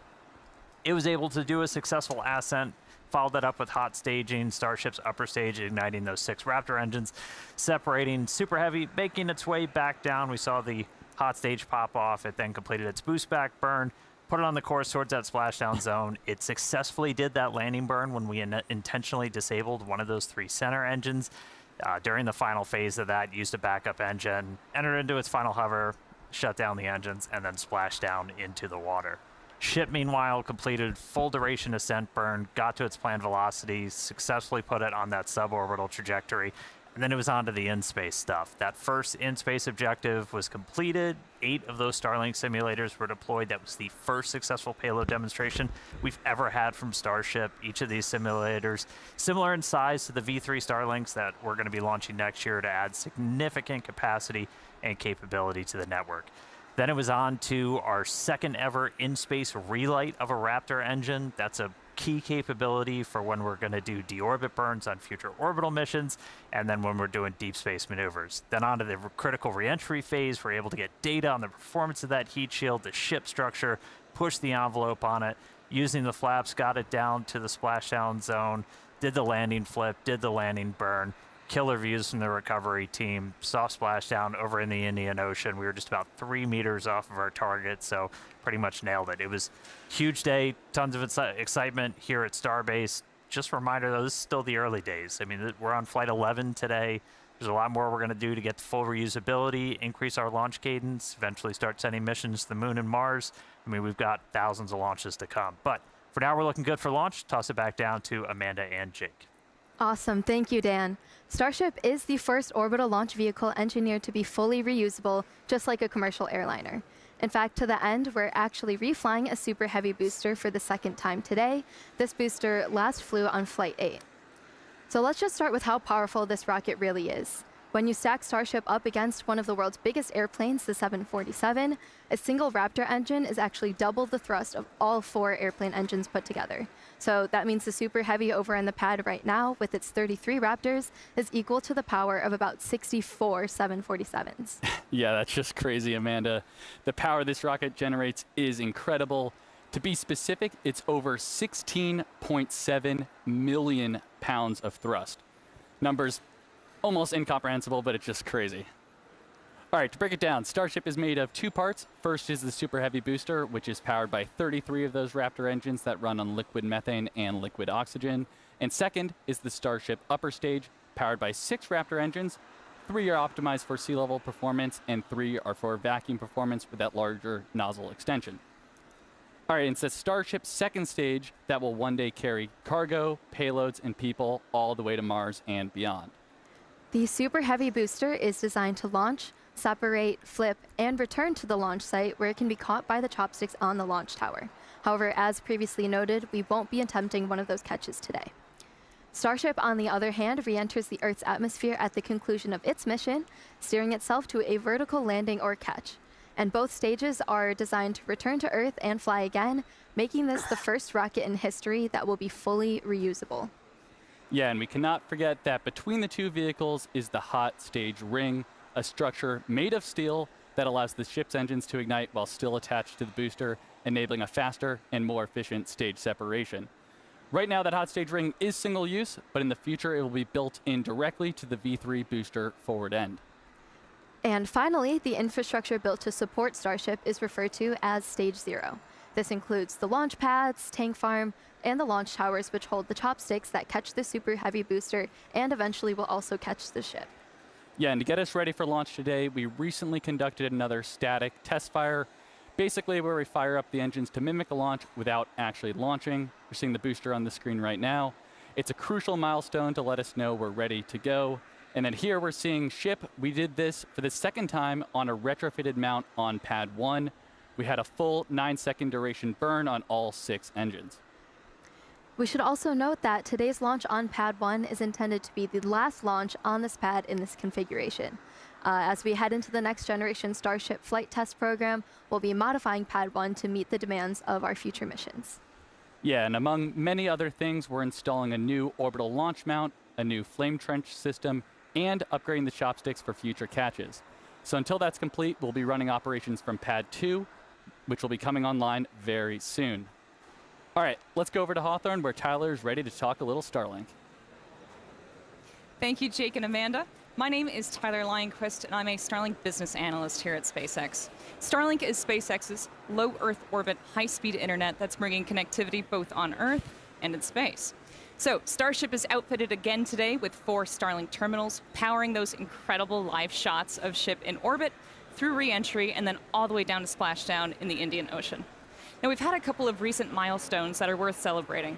Back in September, we launched Starlink for its 300th time, and this summer, we surpassed 7 million active customers with service available across 150 countries and territories. We've come a really long way since turning on service for our first paying customer in rural Idaho 5 years ago, back in October of 2020.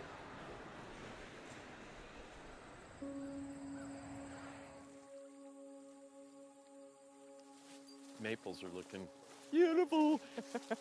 I'm Wendy Layer. I live in Sandpoint, Idaho, and we are the first Starlink customers.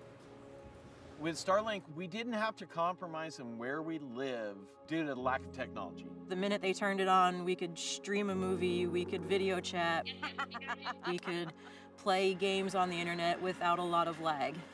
I changed jobs earlier this year, so now I actually have the ability to work remote. Here's my house. The program runs on the cloud. I can send anything I want out to get prices and designs. I like to bake, so I've been able to research recipes and try new things. Good day, go for a walk. Good day for a walk. We can live very rural, and yet we are connected to anybody like in the city.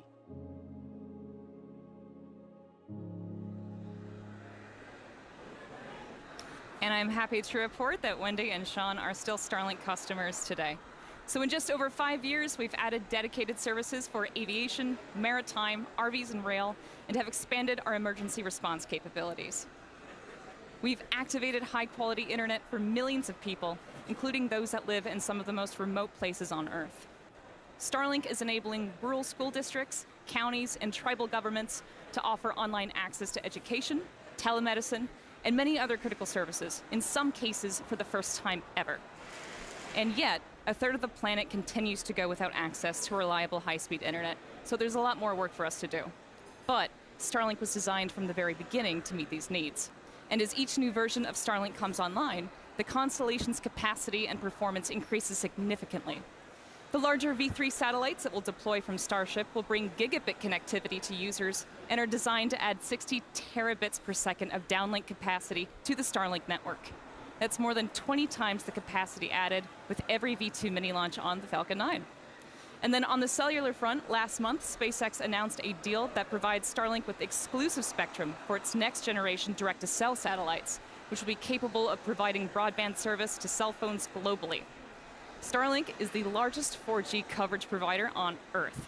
Over 7 million people across 5 continents already rely on Starlink to connect their LTE phones to data, voice, video, and messaging, where terrestrial service is unavailable. So we're excited to have the opportunity to help close those coverage gaps and ultimately eliminate mobile dead zones around the world. So yeah, there's a lot happening with Starlink, and there's a lot more to come. So let's head back to Amanda and Jake at Starbase to take us through today's flight profile. Thank you so much, Tyler. So today's flow profile, we're looking to get our second re-entry with this iteration of ship. And prior to every launch, we work closely with the FAA and international air traffic organizations to efficiently and safely integrate launch and re-entry operations into the airspace.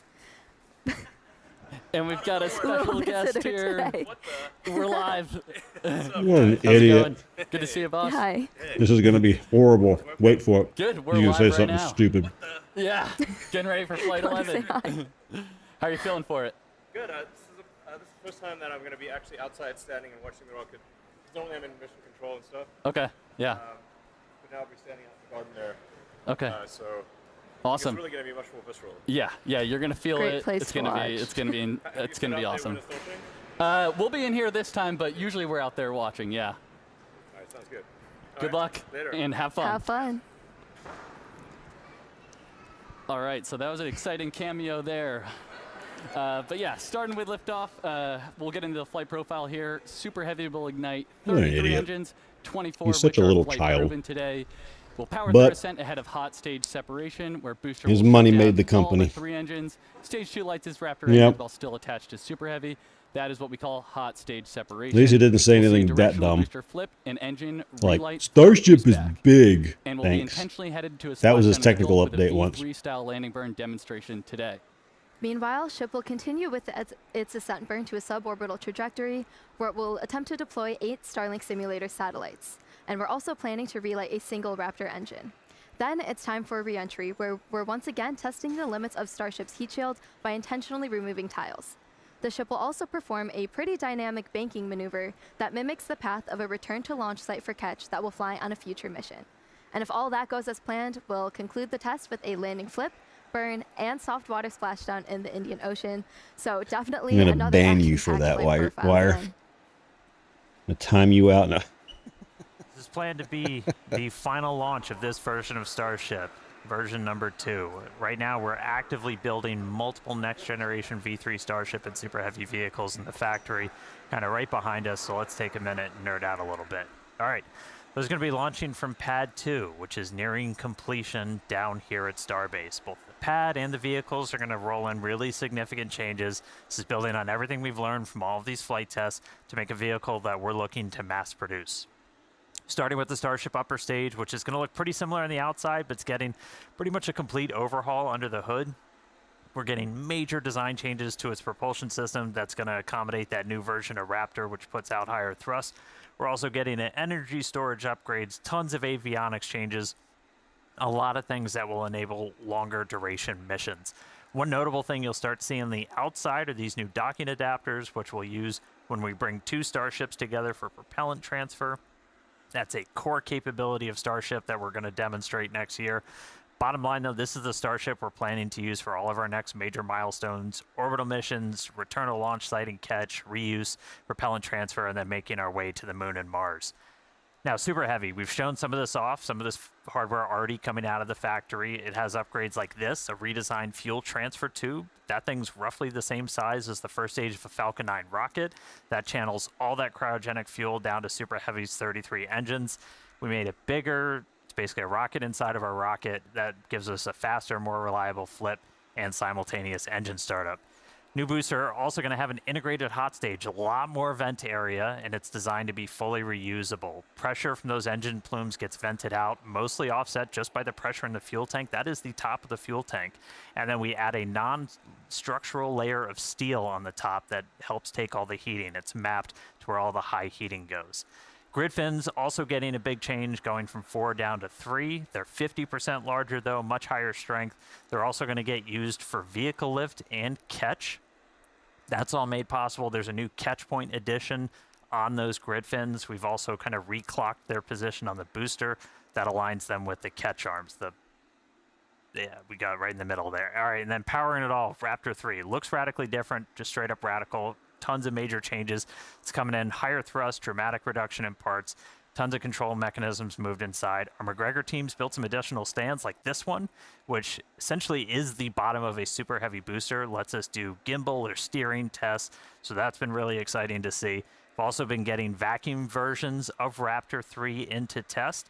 The first flight engines are already in production and are about to start acceptance testing for Flight 12. So a lot of exciting changes coming, and we're getting ready to mass produce everything, including one of the really key contributors to that rapid reusability, the heat shield tiles. Let's jump over to Tyler real quick in Hawthorne, who's got a really cool look at what's happening with tiles in Florida. Thank you, Dan. Indeed, Starship's heat shield is the linchpin to full and rapid reusability. We can't launch, land, refuel, and launch again if we have to spend months I refurbishing really the wish heat they shield would talk after every about launch, like they did in the the space human shuttle landing program. system from So, the in a future moon. where Starship is flying several times a day, many Blue thousands Origin of heat shield did. Why tiles will can't be they? required. So yeah, we need to get cooking on those tiles, which is exactly what's happening inside the fully automated bakery down at the Cape. In just 3 years, tile production at the bakery has surpassed the total number of tiles produced during the 30 years of the shuttle program. To go from the raw material to a finished tile, it takes about 40 hours. And today, the bakery is producing about 1,000 tiles a day.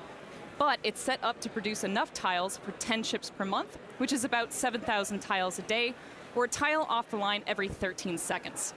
So yeah, the bakery is well on its way to providing Starship with all the tiles for missions to Mars and beyond. And for today's flight, we've made a modification to the heat shield tiles. Dan, do you mind filling us in on what's being referred to as the Crunchwrap tile? Absolutely. I always love to get to do a little show and tell. So we've got thousands of these heat shield tiles covering Starship. Now they're kind of all next to each other. There's a small gap in between all of them. You got to leave a little bit of space as that metal underneath will expand and contract. That way they don't crunch into each other and start breaking. However, that lets some of that plasma kind of seep through, and we see really high heating on the sides and then down on the metal. To help fix that, we have this, the Crunchwrap that everyone has heard about. So we take essentially that's called Vulcan felt that we then wrap around. And so as these tiles are next to each other, you've got a small bit in between that's going to help offset that heating. It's just one of the ways we're continuing to iterate on this heat shield, getting towards rapid reusability. Hopefully it's going to help Starship live Moss. You know, everything is just going to get us to that end state of a fully and rapidly reusable vehicle. So pretty much the entire vehicle has those on it today. We've done this on multiple Starships previously, but this time pretty much the whole vehicle has it. So that was special for today. All right, enough heat shield tiles. Let's go quick check-in on the pad. So if you did notice, we did shift our T0 just a little bit. We're now counting down to 6:23 and 41 seconds Central Time. We shifted a little bit as we were working to finish clearing the range. We are monitoring sea and airspace, both here over the Gulf and in our splashdown location over on the Indian Ocean. We were working with the FAA, a lot of other international agencies to coordinate all of this. Good news, range is currently green. We're able to get everything out of the way that we are tracking in the Gulf. So weather status, I don't even really need to do, not a cloud in the sky, beautiful day, no probability of violation for launch at this point. We're not currently tracking any issues on the vehicle or the pad. You can see our fill levels are getting up there. We're almost completely done with our propellant loading. We've gone through all of our checkouts so far this morning, aligning our guidance, navigation, and control system, getting the vehicles ready for prop load, the farm. Everything's gone pretty smoothly so far. We got through our go, no go for prop load. That happens at T-minus 1 hour and 15 minutes. We've been loading fuel and locks on board the ship since about 53 minutes before launch. Boosters started just about 10 minutes after that. We continue loading prop until just around 3 minutes before liftoff, and then at that point we'll be ready to go. So bottom line at the moment, we're looking real good. Again, 6:23 and 41 seconds Central Time is our target T0, so we're going to keep counting down. Sounds like great news so far. Thank you, Dan. And we do say it repeatedly because it's important to understand, but these flight tests are all about the data. Data helps us build and fly faster until we're eventually ready to fly people and cargo at scale to Mars. That is our foundational mission and basically just the major inspiration for our work here every day. Yeah, that's exactly right, Amanda. And our first missions to the Red Planet are just down the road, and we recently shared some exciting news. Starship cargo flights to the Martian surface for research, development, and exploratory missions begin in 2030. And we already have our first customer. Yeah, exactly. Starship is open for business, and one of the first payloads will be provided by the Italian Space Agency. They recently signed a first-of-its-kind agreement to carry Italian experiments on the initial Starship missions that deliver customer payloads to Mars. In related news, Starship cargo flights to the surface of the moon for research, development, and exploratory missions will start in 2028. So a ton of Starship activity to look forward to, and if you'd like to learn more about our mission to making humanity multiplanetary, go ahead and visit spacex.com/Mars. Okay, now as we get closer to launch, development continues down here at Starbase, Texas, to shape this growing city into a truly unique place to live and work. And part of being a city, particularly one surrounded by nature, is environmental stewardship. The nearby Boca Beach dunes have unfortunately been eroding at an alarming rate for some time, so SpaceX is teaming up with Cameron County and the city of Starbase to stop that erosion and hopefully preserve the beach for years to come.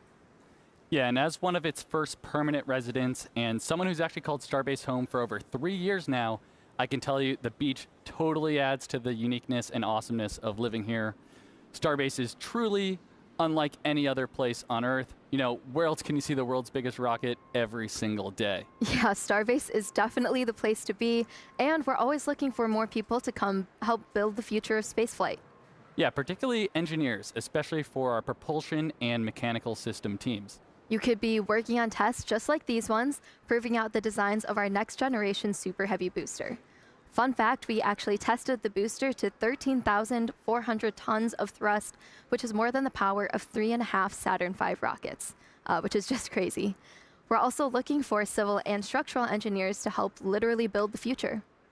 Whether it's buildings like the Gigabays currently going up at both Starbase and the Cape, each is a massive vertical integration and assembly facility with over 700,000 square feet of workspace. Both sites are currently in progress, actually going vertical as we speak. Or you could be designing the Starship launch sites of the future. There's really no shortage of future to build here. So visit spacex.com/careers to see all of our openings if you're interested. Okay, now as we head into terminal count, all eyes are on the rocket. Dan, how are we looking? Are we green? Amanda, we are so green. Everything's still looking really good. So we've got a green range, not tracking any blockers there to launch. We're continuing to load prop on board the vehicle. We're just about to close out, so we'll close out, again, just about 3 minutes and 20 seconds before liftoff. We'll close out on ship, and then booster just about 30 seconds later, and then you end up with about 11 million pounds of liquid propellant on board those two stages. After we're fully loaded on the vehicle, the pad itself gets ready for launch. We do what's called pushbacks. We clear all that prop out of the lines in the tower and the feed system back into the tanks to get ready for launch. And then in the next couple of minutes, we're going to do our final GNC guidance, navigation, and control system alignment. We're going to arm the automatic flight safety system, and then we're going to do final kind of wiggle checks on the steering for the engines, which we might be able to catch a quick peek at as we get closer to those. If we need to hold, which we are not currently tracking a reason to, that would happen at T-minus 40 seconds. It's built into our countdown. We can pause and wait there for any final checkouts, anything that we need to hold for. Once we pass that T-minus 40 seconds, a number of events will occur in rapid succession. The ground spin and ignition systems come up to flight pressure, and ship switches to internal power. After that, the quick disconnect arm lockout is removed in preparation for retraction shortly after T0. Now, once we pass T-minus 40 seconds, if any problems come up, we do still have the ability to recycle the count under certain conditions back to T-minus 40 seconds and hold there to assess what happened and then see if we can proceed again to liftoff. Yep, however, once the water for the deflector system begins flowing at T-minus 10 seconds, any issue after that would be an automatic scrub for the day, as teams would need to refill the deflector's water tanks as well as the propellant storage tanks at the tank farm before making another attempt. All right, we are coming up on 3 minutes away from launch. You can see the frost line all the way up. We've just closed out prop load onto the ship. Booster coming up shortly. Yeah, in about 10 seconds, we'll finish loading prop on the booster, and then again, we'll have about 11 million pounds of that liquid oxygen, liquid methane on board the vehicles. Not currently tracking a reason to hold at T-minus 40. It can pop up at the last moment or after we pass that gate. We can always hang out there for a couple of minutes if we need to. We do have some extra time.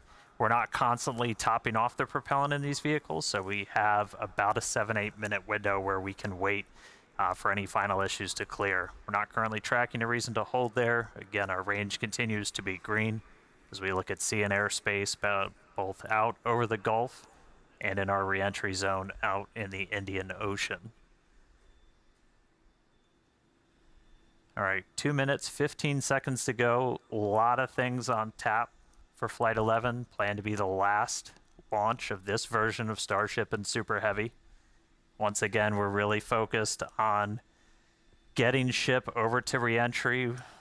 Once we get to that phase, we're going to dive in. There's a lot of exciting stuff that's going to be happening on our way back through and down to the ground, hopefully out in the Indian Ocean.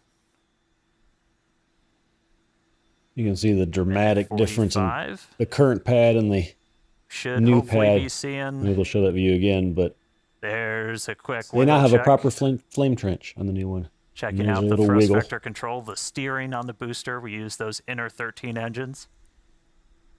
Doing their one final dance before the big show.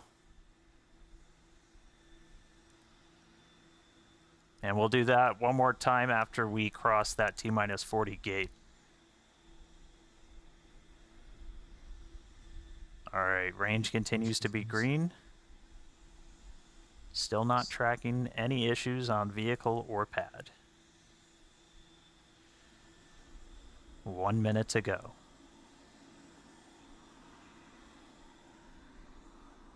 As a reminder, we can hold at T-minus 40. We're not planning to.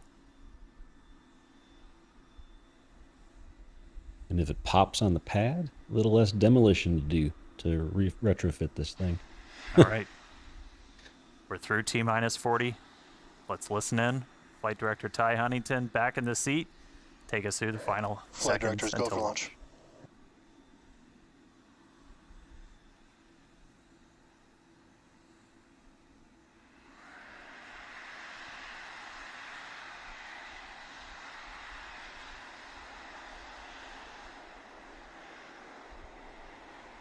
T-minus 10, 9, 8, 7, 6, 5, 4, 3, 2, 1. Got all 33. See if they stay lit this time. We have liftoff. Go Super Heavy. Go Starship. Thanks for all the historic flights, Pad 1.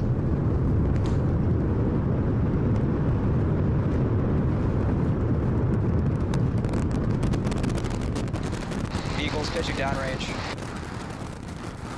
I snoozed dads for 5 minutes, so hopefully we get through a bit of this before I have to run them.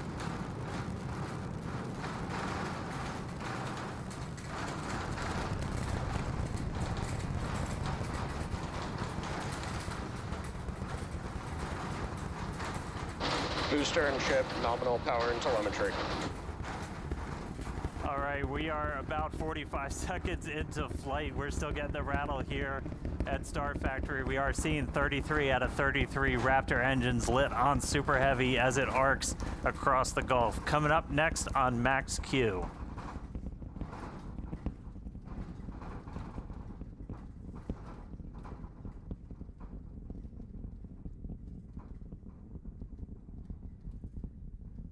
Max All right, Q.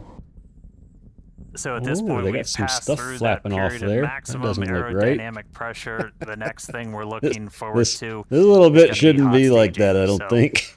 we've got 33 out of 33 Raptors lit. Super Heavy makes its way uphill. Hot staging is going to be coming up in just a little over a minute. At that point, we're going to see all but 3 of those Raptor engines on Super Heavy shut down. Our version of MECO.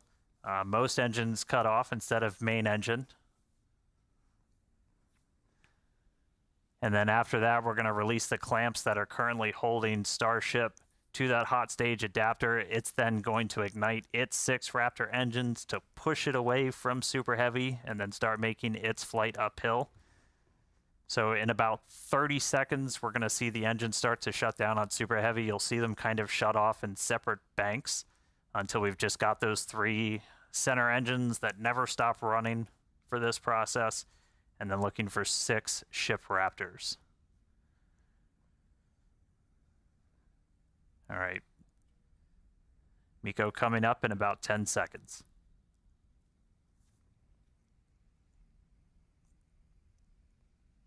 See the engines throttling down.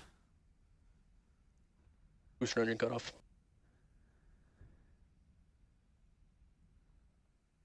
Ship ignition.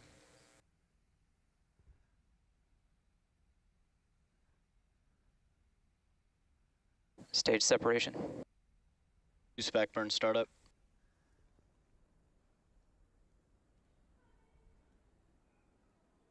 All right, successful hot staging maneuver. So we've got 12 of the 13 engines lit back up on boosters, so it's doing its boost back. Real excitingly, though, we've got 6 out of 6 Raptors lit on ship there, so it's now going to continue to make its ascent into outer space. Meanwhile, this boost back is happening. We're using those 13 engines, so everything, well, 12 out of the 13, and then we go down to 3, and then we're going to shut down for the end of boost back. That's sending Super Heavy back towards its planned splashdown zone in the Gulf. Right after we finish this boost back burn, we're also going to separate the hot stage. This will be the final time that we're doing this. I like how he calls it the Gulf, because they don't want to say what the Orange Man wants to say. Should be seeing the hot stage.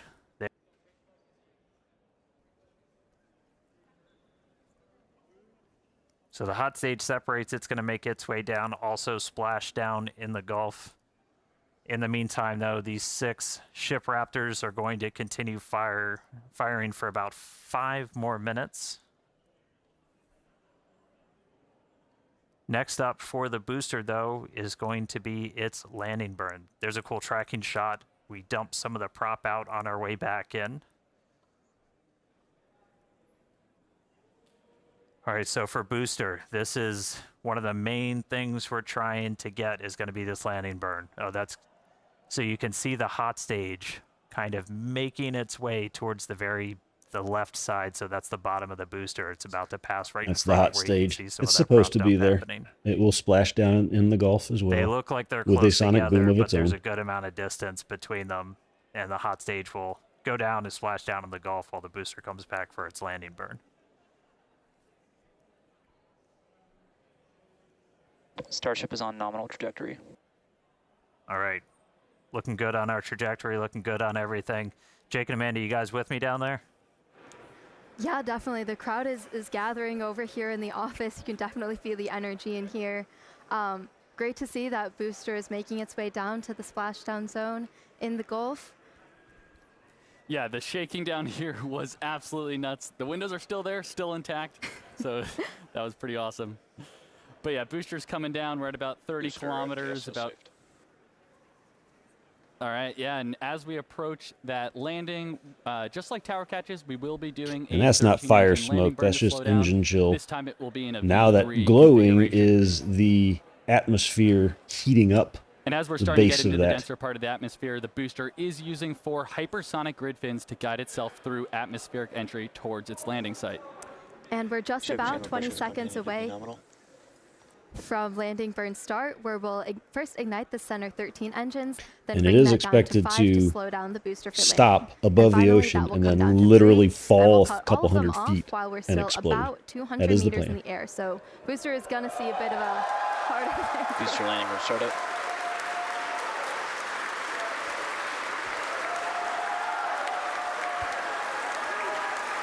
And that engine config is expected. They wanted to do 5 engines to see how redundant they could be, and that worked apparently. Booster landing burn Now it's going to fall into the ocean and explode because it's got no more We thrust. heard it. Booster landing burn shut down. I don't know if We they'll saw show it, a but we'll get some from 13 to others' 5 to view, 3 I'm sure. V3 Nope. demonstration, and into the water we go. Wow, that was absolutely Let me see if I can find it while they're doing there. If you can even hear us right now, congrats to the whole SpaceX team. So far, so You can good for see it today. down here. That was incredible. Yeah, it went boom. All right, great stuff, guys. I'm jealous of the crowd. All right, back to ship. Ship's still making its way. We've got a little under 2 minutes left in this ascent burn, so we've got all 6 Raptor engines still firing. And the reason So they the do next- that the next major is milestone we're gonna be when they looking didn't do for that, is it Seco. floated That's down to our Mexico second stage and then engine finally cutoff. sank, and it had to be Should be recovered coming because it's not right supposed to at be there. about 8 minutes and There 58 with it seconds into flight, so exploding, we've got about they a can minute just 20 let it still to go. explode, and it'll be little pieces Really cool that to see will turn Booster go into through a that. reef of sorts right That there. landing burn. That was one of our really key demonstrations we wanted to try and do today.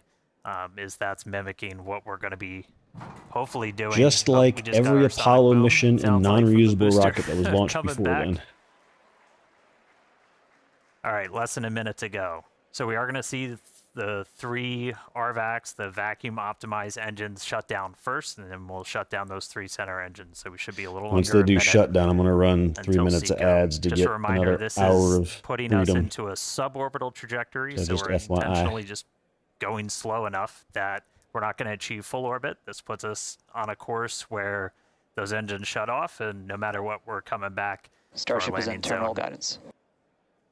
in the Indian Ocean. All right, terminal guidance. So we should start seeing the shutdowns come up in just a couple seconds. Less than 30 seconds to go in this ship ascent burn.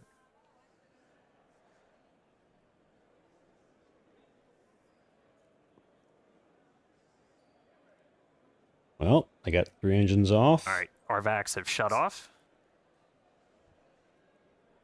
3 more to go. Because it didn't explode this time. Ship And engine the cut other off. 3 shut off. Hey, right where they're supposed to be. Cool. Made it to suborbital again. So at least they could repeat the last flight. Now we'll see if it re-enters. But there'll be a few All minutes ship Raptors have shut before down. that stuff happens. So I'm going to go ahead and run some ads. So You take the just P heard breaks nominal orbital now. insertion, so we are on the And we'll path that we come want it back to be. in 3 minutes. So we've got a ship back in space, a whole lot planned for it, lots more still to come. Great seeing Super Heavy make its way to the water, but I'm excited to see what ship can do in space. How's everybody doing down there?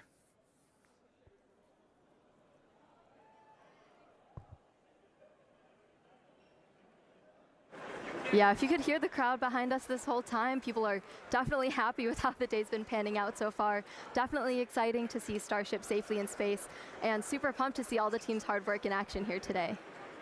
Yeah, and we guaranteed it at the start of the show, but it has been an awesome day so far. It's crazy. All this has happened in just 10 minutes. All the objectives were met on the booster, including that V3 style landing burn. So now all eyes are on the ship as we get ready for our in-space objectives. But we've got a few minutes until that next milestone, so sit tight, enjoy the views, enjoy the space jams. We'll be back at T plus 16 minutes for payload deploy.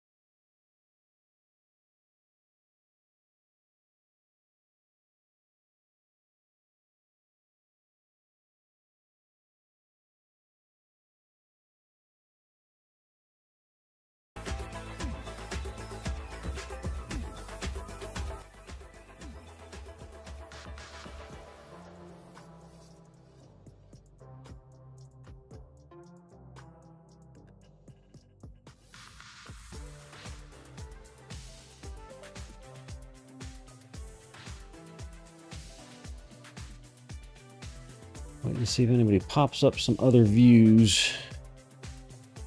Live stream.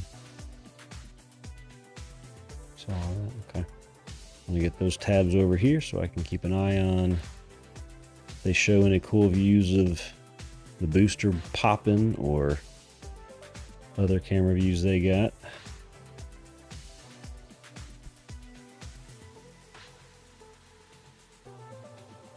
So far, so good.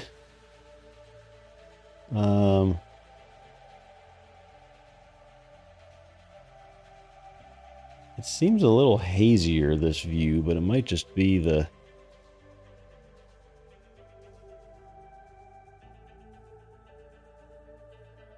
They are reorienting the ship. So I'm a little worried that we're losing some signals. Wouldn't have expected that. Maybe it's just a bad dish. This is a very crappy picture. Maybe because it's really low light. But their orientation on the bottom right here doesn't look bad. It starts on its side like that with... It did the same thing last time. And it's not seemingly spinning out of control. I think we just see the random bright flash. Well, not that bright flash. A little worrisome. We're getting weird pictures like that.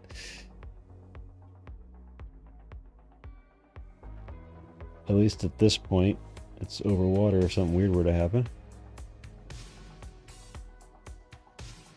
I'm cheating a little bit when the other stream says... Oh, we are. Oh, we are. I was quite a bit behind. There we go. Get live. Like I said, it doesn't look like it's spinning out of control, but there are some... I think the bright flashes we see on occasion is... All right, welcome back, everybody. If you're just now joining us, where the heck were you? But we are getting ready for payload deploy. That's going to start once we get the payload door open. That should be happening, or at least starting, within the next minute or so. It's been a really cool flight so far. Quick look inside the payload. We've got 8 Starlink simulators getting ready to make their opening way that door into is outer easier space. said than done because they have to depressurize this Great flight first, so far. otherwise the Booster door able to cannot make it all the way pop to its in splashdown and then and slide landing up burn to open. experiment. So that was really exciting to So you're see. going We to got see ship on at some orbit, point all these little nominal vapors orbital that you see insertion, of so just right on the money with this residual trajectory. dust and Now we're stuff ready from to start getting tackling this a couple zero of Gs. in-space objectives. It's all just So going to flush out next up, when they we are currently depressurize it. venting down the nose cone, essentially the payload area of Starship, as we get ready. And down here at the bottom, this is the door. actual We were fuel able tank. to That's the do top this of the fuel tank, successfully that for dome. the very first time on our last flight, on flight Oh, 10. you can see the door there Oop. already opening up. Hal You got see ahead of me. light. Looks like he's opening up the payload door already.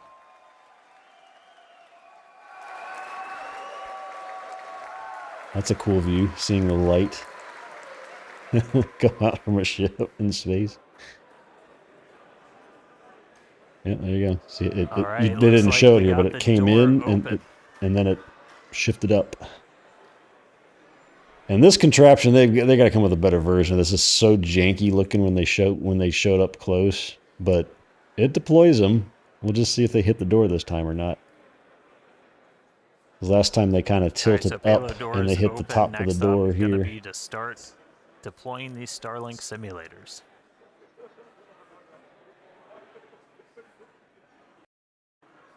They are roughly the same size as the V3 Starlink satellites that Starship's going to be carrying. That's going to add some pretty crazy capacity. We'll run through the numbers in a little bit. We were able to do this for the very first time ever on our last flight, and so this will be another test. We made a couple of tweaks to the rails for deploying this based off of what we saw last time, but excited to see these get out the door. Our next iteration of Starship's also going to have kind of a more powerful PEZ. It's going to deploy these at a little bit faster speed, but and they do call it the PEZ dispenser because it is a PEZ dispenser in hopefully essence. In the next couple of seconds, we should start seeing them move out the door.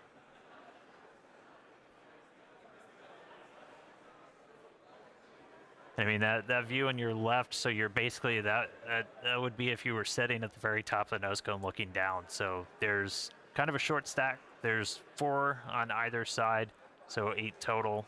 When we start flying Starlinks, for their actual deploy missions, we're going to be carrying stacks of about 60. So much larger stack once we start flying these operationally, but still doing a little bit of a short just for this payload deployed today.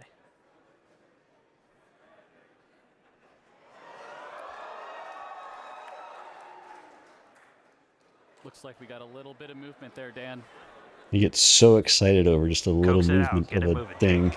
Yeah, there goes one. Now let's see if they hit. The first one never hit the door. The stack closest to the door never hit the door. We'll see if the back one does, because I think it was they put too much force into it, and it put a little bit of angular motion on it to make it flip the door. A little reset back to the center position. We'll see if the second one works or not. Yeah, it takes Works about better. a minute for each one. Hey, that looks way more stable than last time. It doesn't have any angular motion on it. It might not actually hit the door this time. Too. They made a couple of tweaks to those rails. If you watched the last ones, it had a couple of bumps on the way out, but moving out super clean this time. Yeah, and as noted earlier in the show, but definitely worth repeating, Starship will deploy Starlink's more advanced V3 satellites, adding 60 terabits per second of capacity to the network per launch. So that's 20 It's times such a more than janky Falcon 9 looking launch does today. erector It's set looking incredible. thing. I'm sure there's a lot of engineering that goes into it, but it looks so weird. This chain is like, here's a bike chain that runs it. So there's got to be something cleaner and nicer looking than that. Been following Starship, you know, Starlink's kind of the MVP. But hey, for this flight is tests, where this it's is not only giving iterative us the design. views we're seeing right now, but also just real-time data through every phase of flight. So we've got a couple dozen cameras on Starship. We've also got I really wish I of put a camera cameras on one of these, but I don't spread think I'd be across the allowed to. globe, including out in the Indian Ocean, where we've got our fun buoys floating. There goes another one.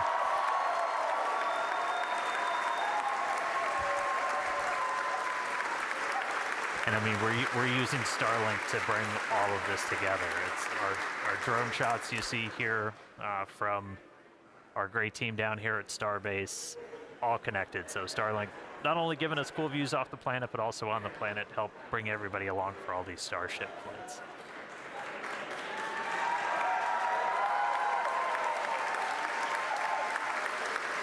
I wish they'd show the other view outside while they're deploying one. I want to see them coming out.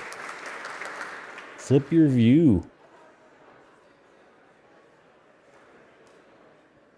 Yeah, we've got 4 Starlink terminals on the outside of Starship. He uses that to talk to the constellation. And through that, we actually get about 120 megabits of bandwidth for our downlink. That's our real-time HD video, all of our telemetry. So it's not just kind of giving us these cool views inside. I didn't but it's get a giving all that 120 engineering data in megabit real upload time, for my video. including I got like re-entry, when normally a plasma layer builds 20. up and blocks you Well, out. not even Starlink, that, probably 10 to 15. powerful enough of a frequency that we're able to kind of punch through that and still get that live I guess if you own the company, you can do whatever you want.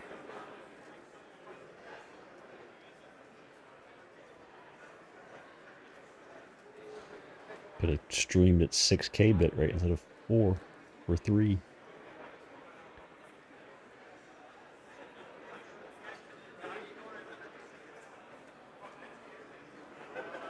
All right, next one out the door. There we go. That's a view. It's hard to see anything. I guess that's why they weren't showing it. But you can kind of see it going out there.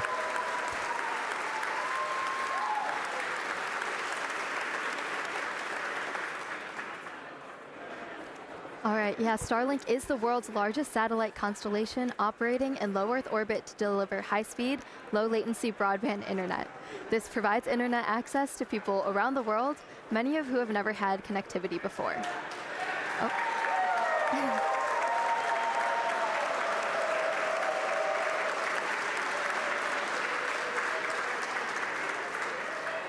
Right, today Starlink serves more than 150 countries, territories, and other markets with over 7 million active customers and counting. To meet the global growing demand for high-speed internet, SpaceX expanded its factory over in Bastrop, Texas, which is just outside of Austin, and also introduced Starlink Mini, as well as an upgraded version of the Starlink Standard Kit. Yeah, and one thing to note about the satellite deploy is that they will be following the same suborbital trajectory of the ship. So these dummy sats will not be going in orbit. We do expect them to burn up on re-entry.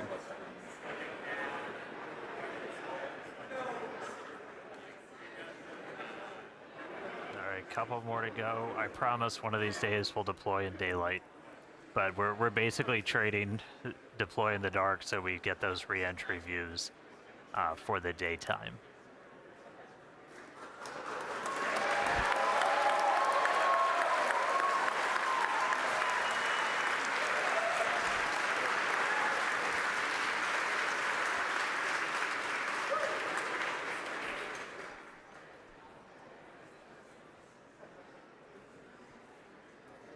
All right, I think we got one more to go.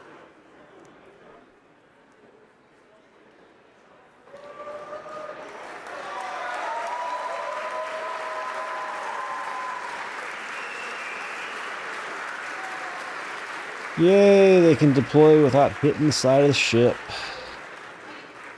Satellites might actually work when they go out.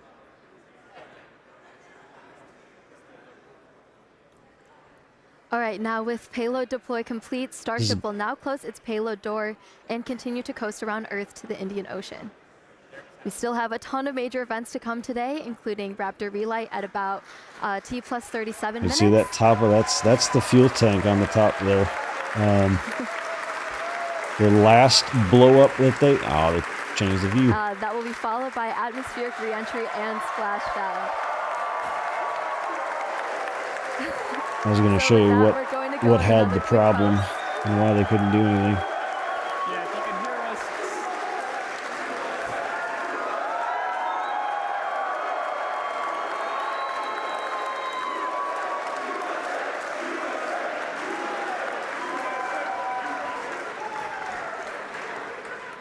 Yep, there goes the door closed. You can see the light going away.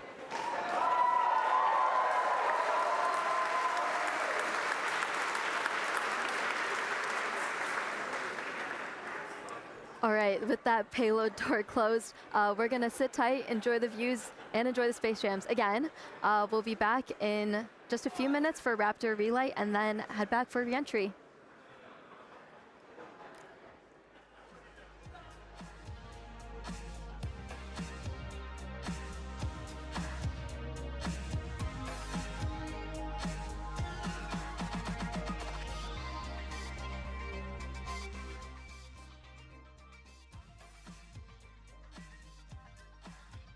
I'm looking at the other streams to see if they're going to show any replays.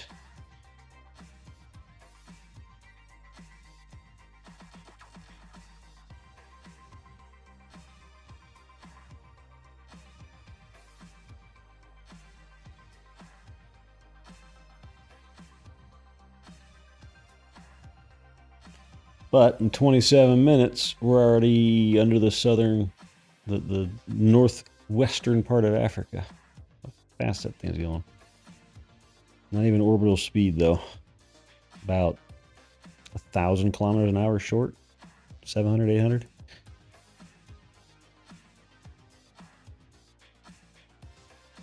Let me see, he's got a timeline up. What's his timeline say? Payload deploy. So in-flight relight is supposed to be at 37:49, so 10 minutes.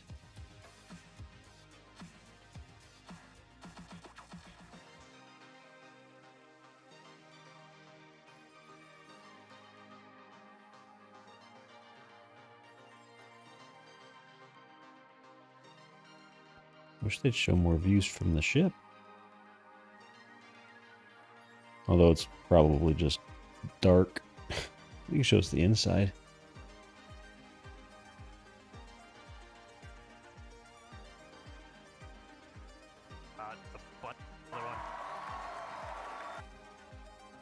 Let's see if I do pause. So This down here is the fuel tank. It's not a great view of what I wanted to show.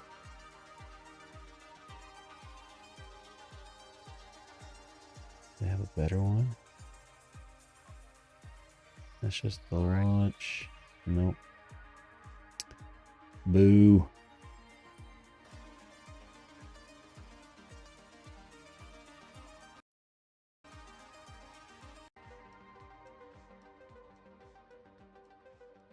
Right. All ship Raptor.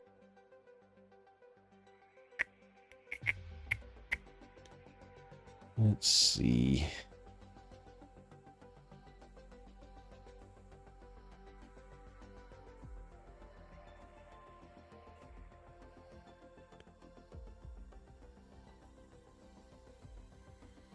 So yeah, so this is the schedule.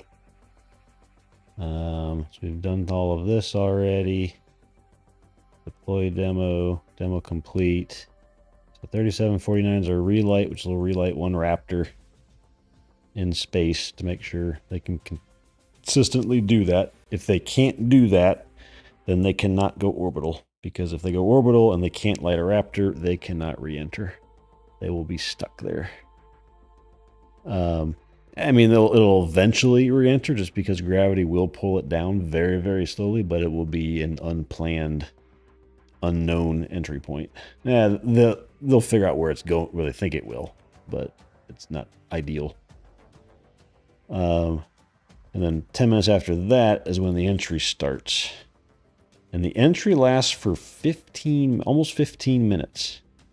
Once it goes transonic. It's ridiculous how long it's got to deal with that heating. And then it's just quick after that, the landing flip. And some sort of exciting landing. So that's the schedule coming up. Still not seeing anything from the other guys about replays.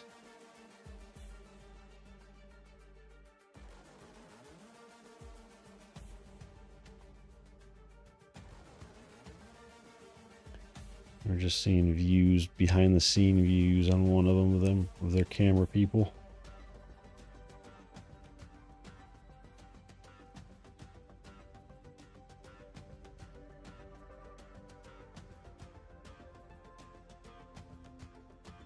What will be interesting, while they got this view up, I'll show you, is part of this is to figure out how to do a ship catch. And we're curious, like these arms are still up here in the launch position on the launch mount.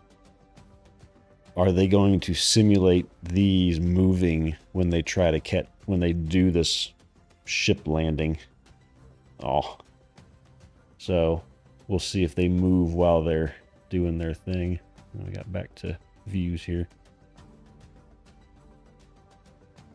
I think it's just always that long. It could be longer or shorter, depending on how much of an angle they put this thing at. It's a big ship, right? It's the shuttle. I forget how long the blackout period was on the shuttle.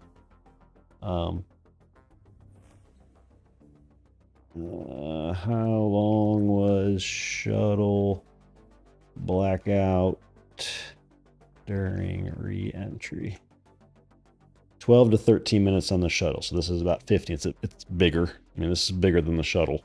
So it was 12 to 13 on the shuttle. Capsules aren't as long because they're smaller, so they get through it faster. So that's why they're not as long on... I think they're closer to 7 or 8 minutes on capsules.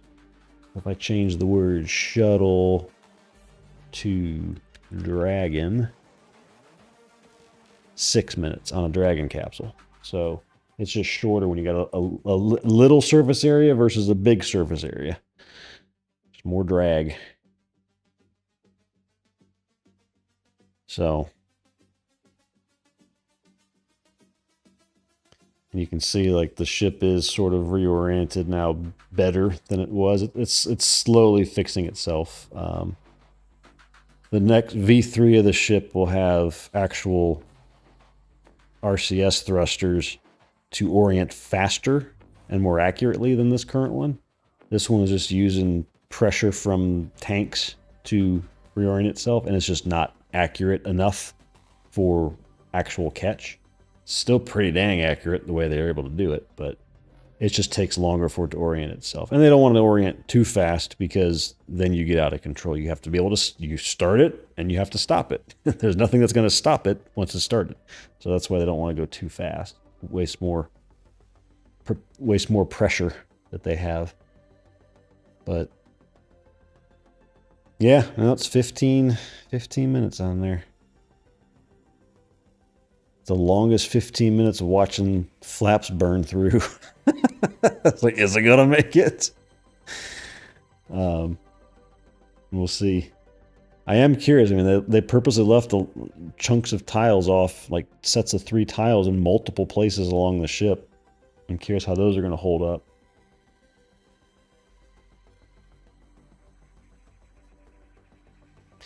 But a lot of those too, where they left them off, or where they said they adhere them to the ship rather than use pins. And the reason they have to adhere them, use glue basically rather than pins, is they're parts of the ship where they just can't attach pins to it. So they are like the seams on between the common dome of the 2 tanks, right? The seam on that, they just can't put a pin on that because it's not possible. So they have to adhere the tile to it. All of the shuttle tiles were adhered. They were not pins. What they're trying to do here is to make it reusable. So they have to go a different way. They have to do something differently than they did with the shuttle to make it reusable faster. It's not just reusable, it's rapid reusable. The shuttle took eons to refurbish and get ready for another launch. This they want to be able to relaunch the next day, potentially, or within a week. And they'll have a bunch of ships lined up, so they don't just have to do it the next day, but a much faster turnaround time. We're still not sure why they put, like on here, I don't know why they do this. They have these random tiles on the flap, but on the top of the flap, they don't do anything. Maybe they're testing different ways of attaching them. Raptor engine in space, coming up here just after T plus 37 minutes. So about a minute left to go. Yep, just a little while. I think we're tracking to 37 in around 49 seconds or so. So we should be just about a minute and a half. Where, again, as Amanda just said, we're going to relight one of those center engines. This will be the 3rd time that we've tried this.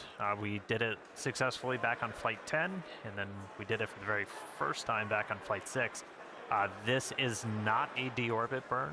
This is demonstrating essentially all of the systems you would need to do a deorbit burn. So that's obviously your Raptor engine, and then also your header tanks, your smaller tanks in the nose cone, where we have liquid oxygen, liquid methane in a smaller, more easily pressurized container, which we can use for on-orbit burns. And we're also going to tap into those when we do our landing burn. So this will be a critical capability once we go to full orbital missions. You'll have to do a deorbit burn to break out of orbit, send it back down to Earth. But in this instance, we're already on our way back down towards Earth.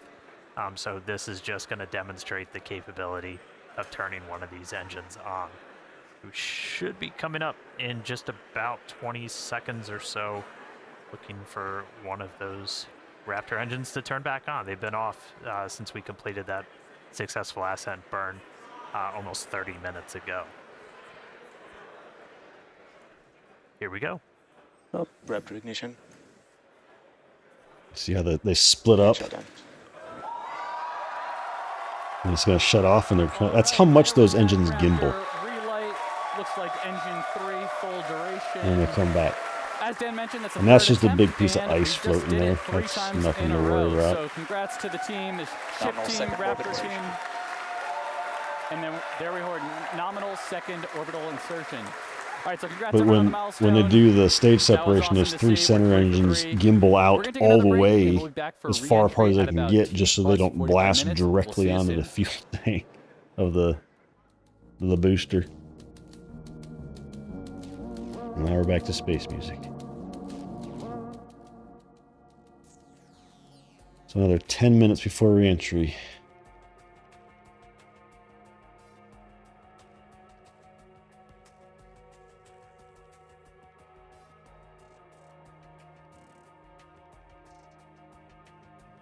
And this movement that you see here, that's the sun there, coming up or going down. Not sure what direction that is. Starship is slewing for entry. This is, it's moving it flat. It's flat. And then all the colors you're seeing now is not re-entry plasma yet. It's just the fact that the gases that it's venting and whatnot is just being seen by the sun. Like that brightness is the sun. It's just illuminating everything. So nothing's on fire that you can we can tell. But that's what it's doing right now. Getting a couple replays on these other streams, but just of the launch so far. It's the last time we're going to see that giant upside down waterhead. It's going to be a normal flame trench with a crap ton of water flowing over the mountain, the whatchamacallit, trench.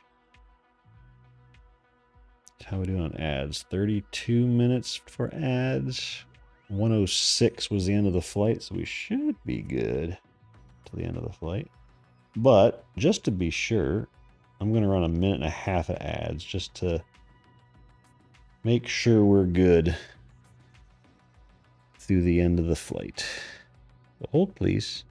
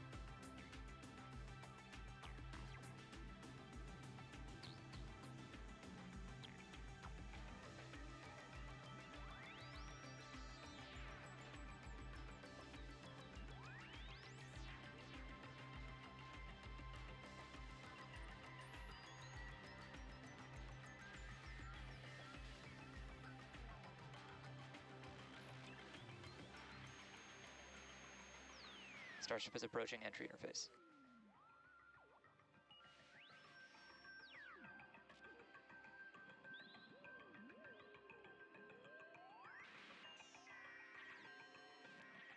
Man, he cut off his replays right before you could tell they had the booster splashdown queued up as the next replay, and they cut it off. Darn it.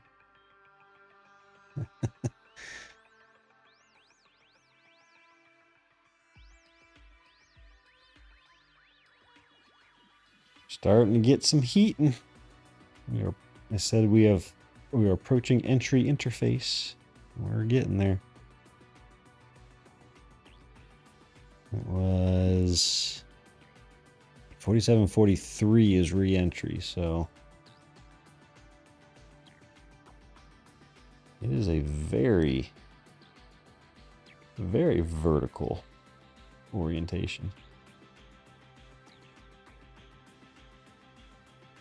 We'll see if we have a cleaner entry this time. I'm still expecting burn through on some of these flaps, but maybe not. They got the crunch wrap tiles everywhere this time, so maybe it'll help them. I don't know. But we'll also see if the chill line and the skirt by the engines blows up again or not. Hopefully they figured that one out.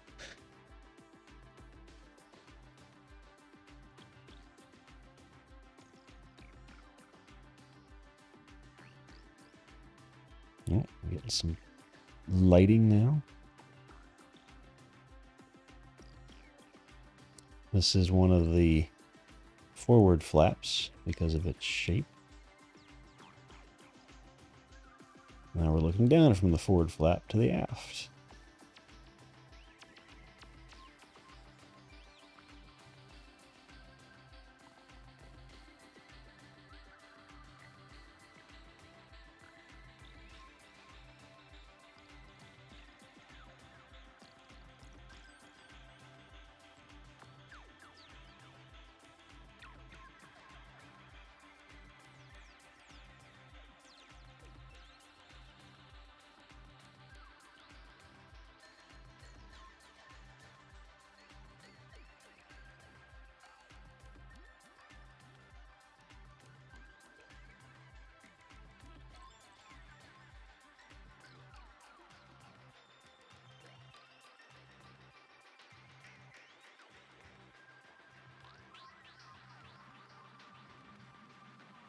Say your farewells to the ship.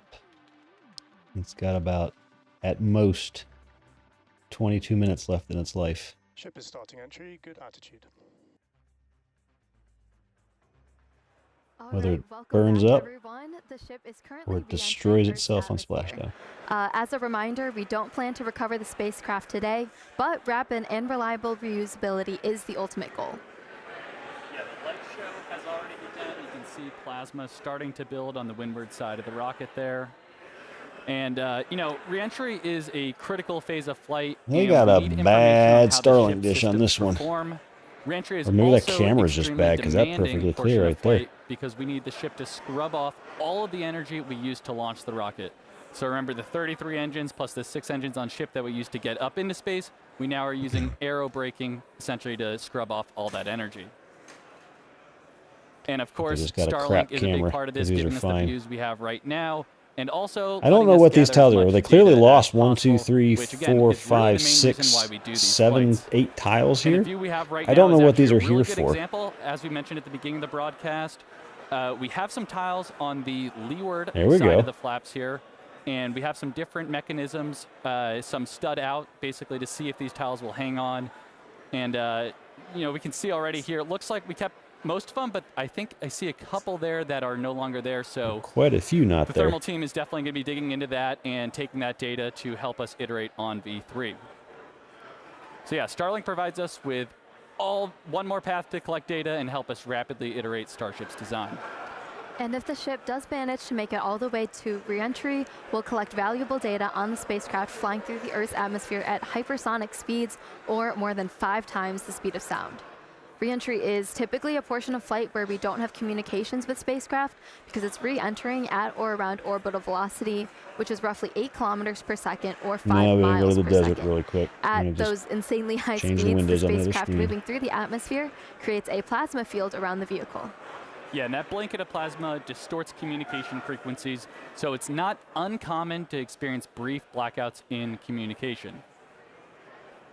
All right, so big picture here, Starship is designed to land on Mars where there are no runways or other humans to help Well, out. now worst so that case, means we need to do a it hits water. propulsive landing It's over instead of a all more land traditional means like parachutes, which is what our in Dragon Madagascar. spacecraft uses, or a runway like the Space Shuttle.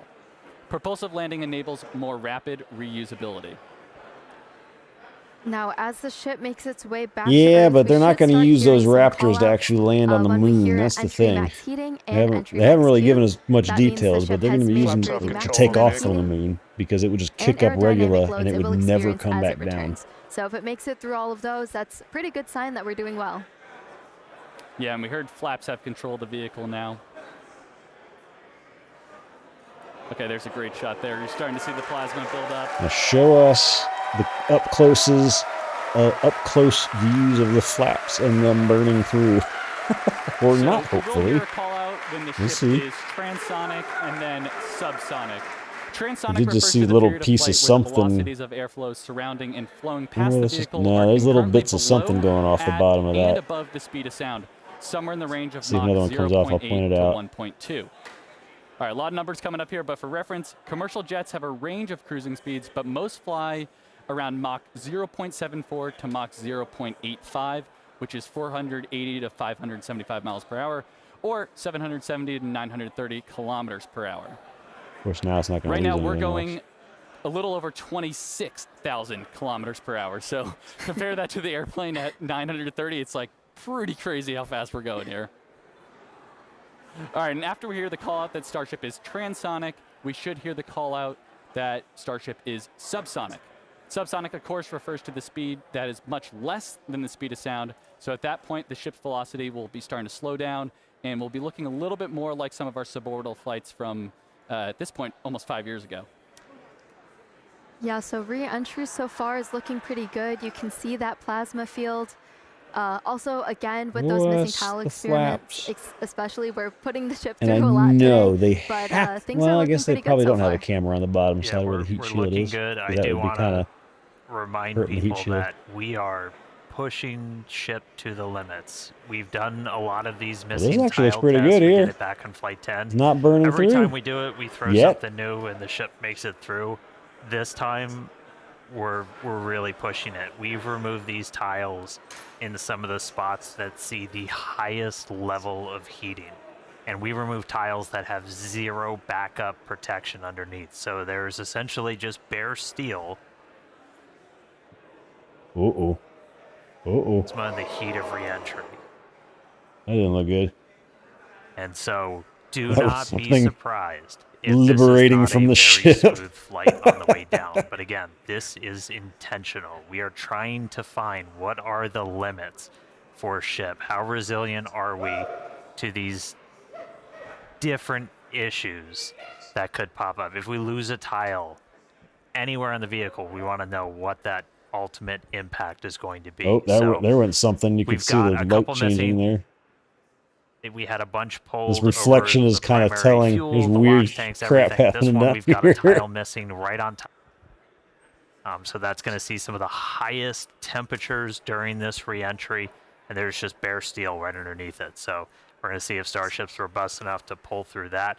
Also have some tiles missing around the aft flaps, specifically on the leading edge. So again, we're getting a really good look right at the leading edge. That's getting Oh, that's really not supposed to intense come off. heating. So again, gonna see if it can make it through. See if all the flaps hold on. See if Starship holds together. But definitely could I'm be a bumpy starting to ride. question But this is why we're flying. This is why we're flying in this part of the world. This is why we're putting Starship through these flight tests to really and understand this what its limits here are. is So we actually a can then move on to the next thing. structural bit of the catch to the pin launch that site when for a like catch, the but booster had for two now, catch still pins in when this it landed on the suborbital tower. light show continuing. Uh-oh. Keep following We it. I lost think we the camera? got about 15 minutes until splashdown. That's Yeah, a Dan, it lot looks- of... You can see our speed our speed indicator in the bottom left there. It looks like we're starting to scrub off velocity a little bit quicker. Ship is entering the peak heating phase of flight. Mm-hmm. I would say so. And it's losing stuff. The bright yellows and blues falling off are not good. Not supposed to see that. Looks like we can see some clouds down there as we pass through 70 kilometers altitude. Yeah, the sun's starting to come up again. Ooh. There we go. There's some bright yellows and blues again. You're not supposed to see that. Oh, buddy. This isn't looking happy. I'm waiting for something up here to pop. Skirt is like intact the skirt. so far this time. If you watched Yeah. Flight 10, you saw we entered with a little bit missing. That was ultimately traced to a little bit of buildup. We dumped prop on the way. We had a little bit of solid propellant buildup, and then either static discharge or the plasma ignited it, took out a tiny bit of that skirt, some of the aft flaps, but Starship, again, was able to fight through it. Make This it all the way thing to makes that it landing down, pad. I will be We addressed that, surprised. changed some of our But if it does, that just shows you how freaking Should not be seeing that this robust time they are trying to make this.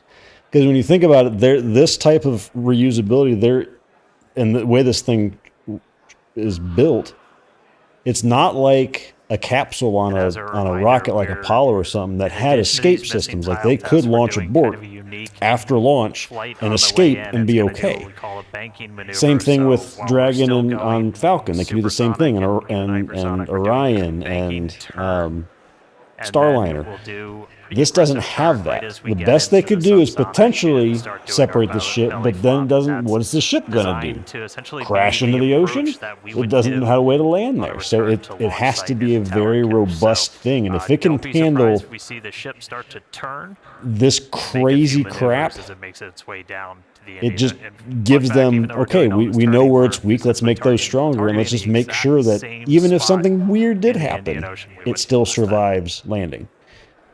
And everything inside it. So they are pushing this thing on purpose, like they said. Come on, camera. You suck, camera. You're the worst camera on that ship. You get an F. Wow, look at this. Heating down here. It's bright pink. All right, just about 12 minutes But I mean, to I'm go. looking at these flaps, and looking they're good. holding together much better than they were last time. That gives a pretty good So view they're figuring of stuff those out. aft flaps where, again, on the leading edge, I think it might be on the one on the other side, we had some tiles removed with no backups behind it. So again, we're really trying to stress some of the most sensitive areas around starships, where basically if you lose a tile, it's the worst possible spot. And if we're able to make it through this, then that tells us quite a bit about just how resilient this vehicle is. And that's something they couldn't do with the shuttle either, is they couldn't do these tests because the shuttle had no capability to be flown unmanned. Business end of Starship So with all the now they Raptor can with engines. this, And those are the and they engines are that we're doing gonna be so. expecting to And the light shuttle, for that when you flip go back and and look at the landing history burn, of it, hopefully in about was a 10 very minutes once we get risky through re-entry. Yeah, there we go. vehicle. And it was risky until the very end. The chances of death on that were way looking at E3, higher that's the than one- the Apollo missions. It's the It one we was did the relight crazy. on, so it's 2 for 2 so far. We'll see if it can go 3 for 3. Yeah.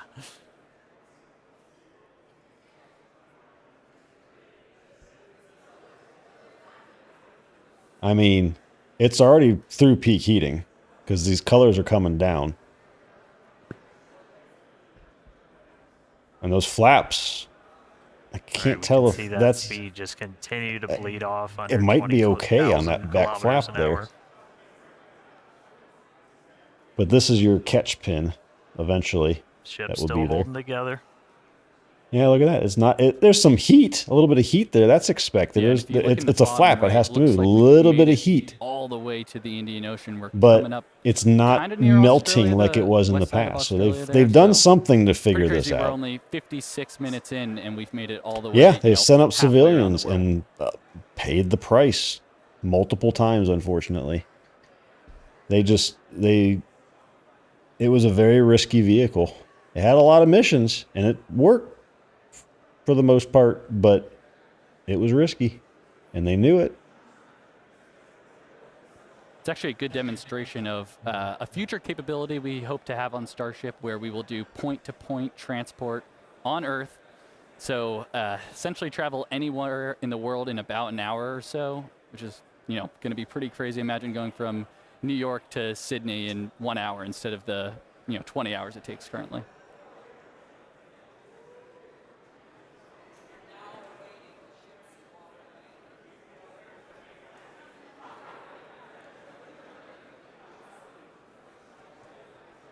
Got a lot of yellow flying off it, which is telling me there's a lot of damage to those tiles where they purposely left them off, because they left a lot of them off. When you looked at the pre-launch pictures of it, they left a lot of them off. We see some of the heat rate picking up a little bit. Ooh. And this This is not camera is looking happy. embedded right in the end of one of those forward flaps, so you see it moving around. That's the flap adjusting to Oh maintain boy, control. it's losing, like we're losing getting into our orientation. bank maneuver. This isn't going to be. This is not the bank maneuver. I wouldn't think. This is too early for the bank maneuver. I Now thought. power sliding through the atmosphere. External temperatures are coming down. Maybe it is. Maybe it was supposed to happen here, but I didn't think so. I thought it was after it already finished re-entry.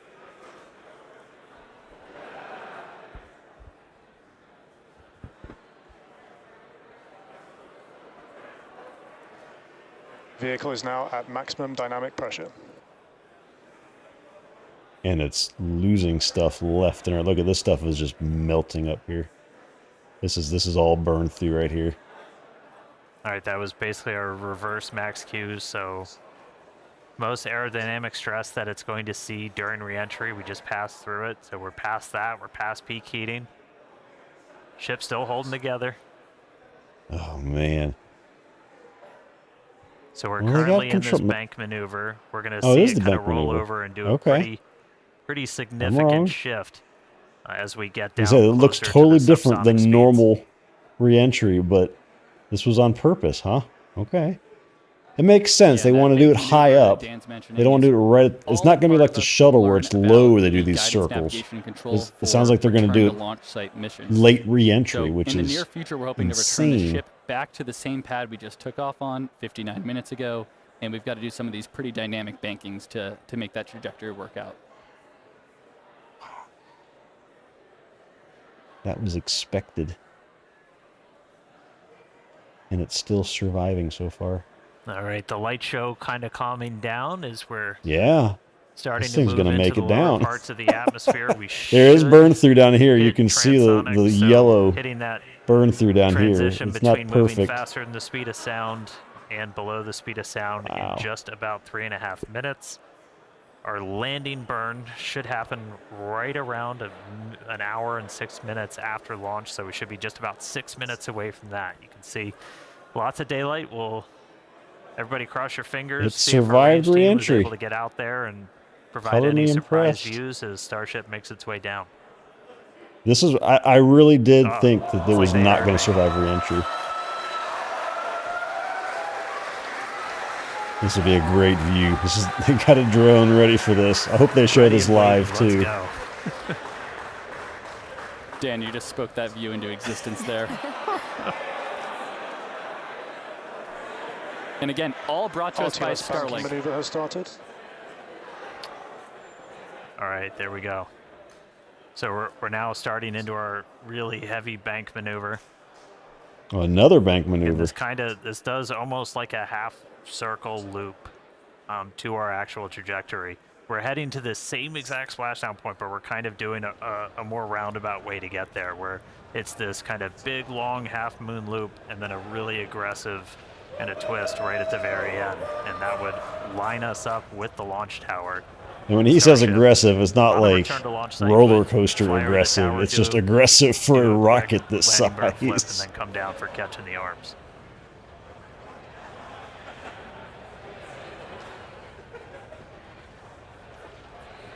That's crazy. How about that S38 decal there, staying strong on that view we just had? Good to see the numbers back on. Yeah. All right, should be hitting transonic in about 2.5 minutes. Landing flip coming up in about 4. Pretty clouds there in the Indian Ocean today. Again, yeah, we changed our launch times. We launch in the evening now, so we get these daytime views down in the Indian Ocean. One of the things we're really looking for, the reason we have the drone, other than, yeah, that looks really cool, is we're able to kind of see the ship. We can only see so much from these cameras. You can't see like the vast majority of the heat shield. So we throw these buoys out there. We've got there's... You spoke it again, Dan. There it is. They're playing with me in the control room. All right.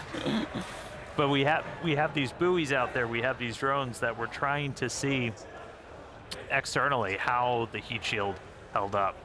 Everybody saw from Flight 10, it had a little bit of a paint job, a little bit of a reddish hue. That was from those metallic tiles that we had tested, kind of oxidizing really rapidly in that plasma and then spreading those little oxide particles all over the heat shield. No metal tiles on this flight, so not expecting to see that. Dynamic pressure is coming down.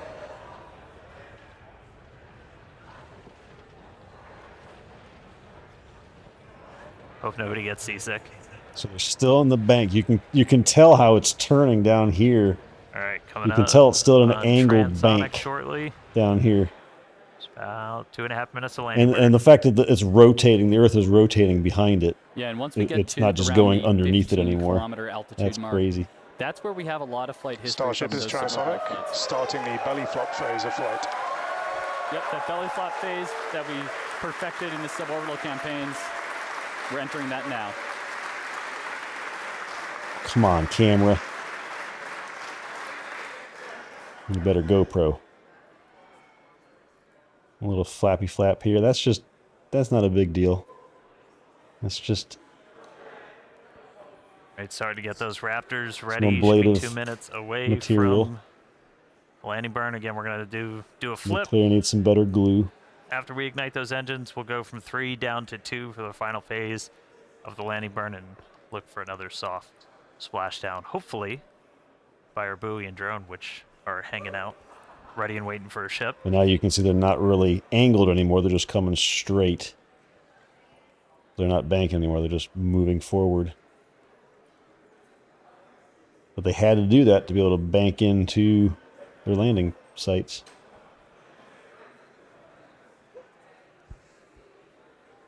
Seeing all 3 center engines have entered the chill phase.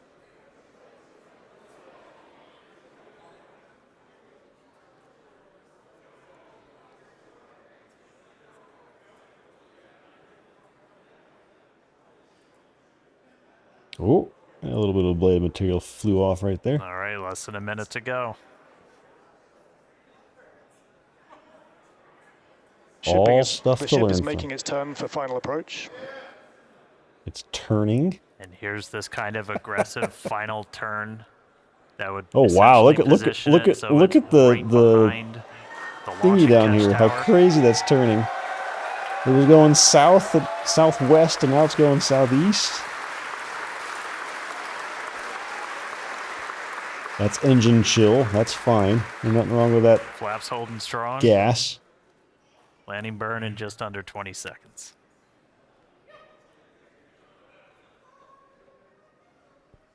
Those flaps are doing some work. Ship landing startup. Show us the drone. It's gonna be so much cooler. Oh, there goes the burn. It's flipping. There's our landing burn. Losing a little bit of tiles. 3 down to 2. Starship has landed. We did it.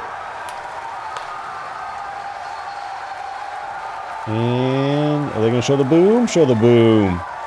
Come on. Yes.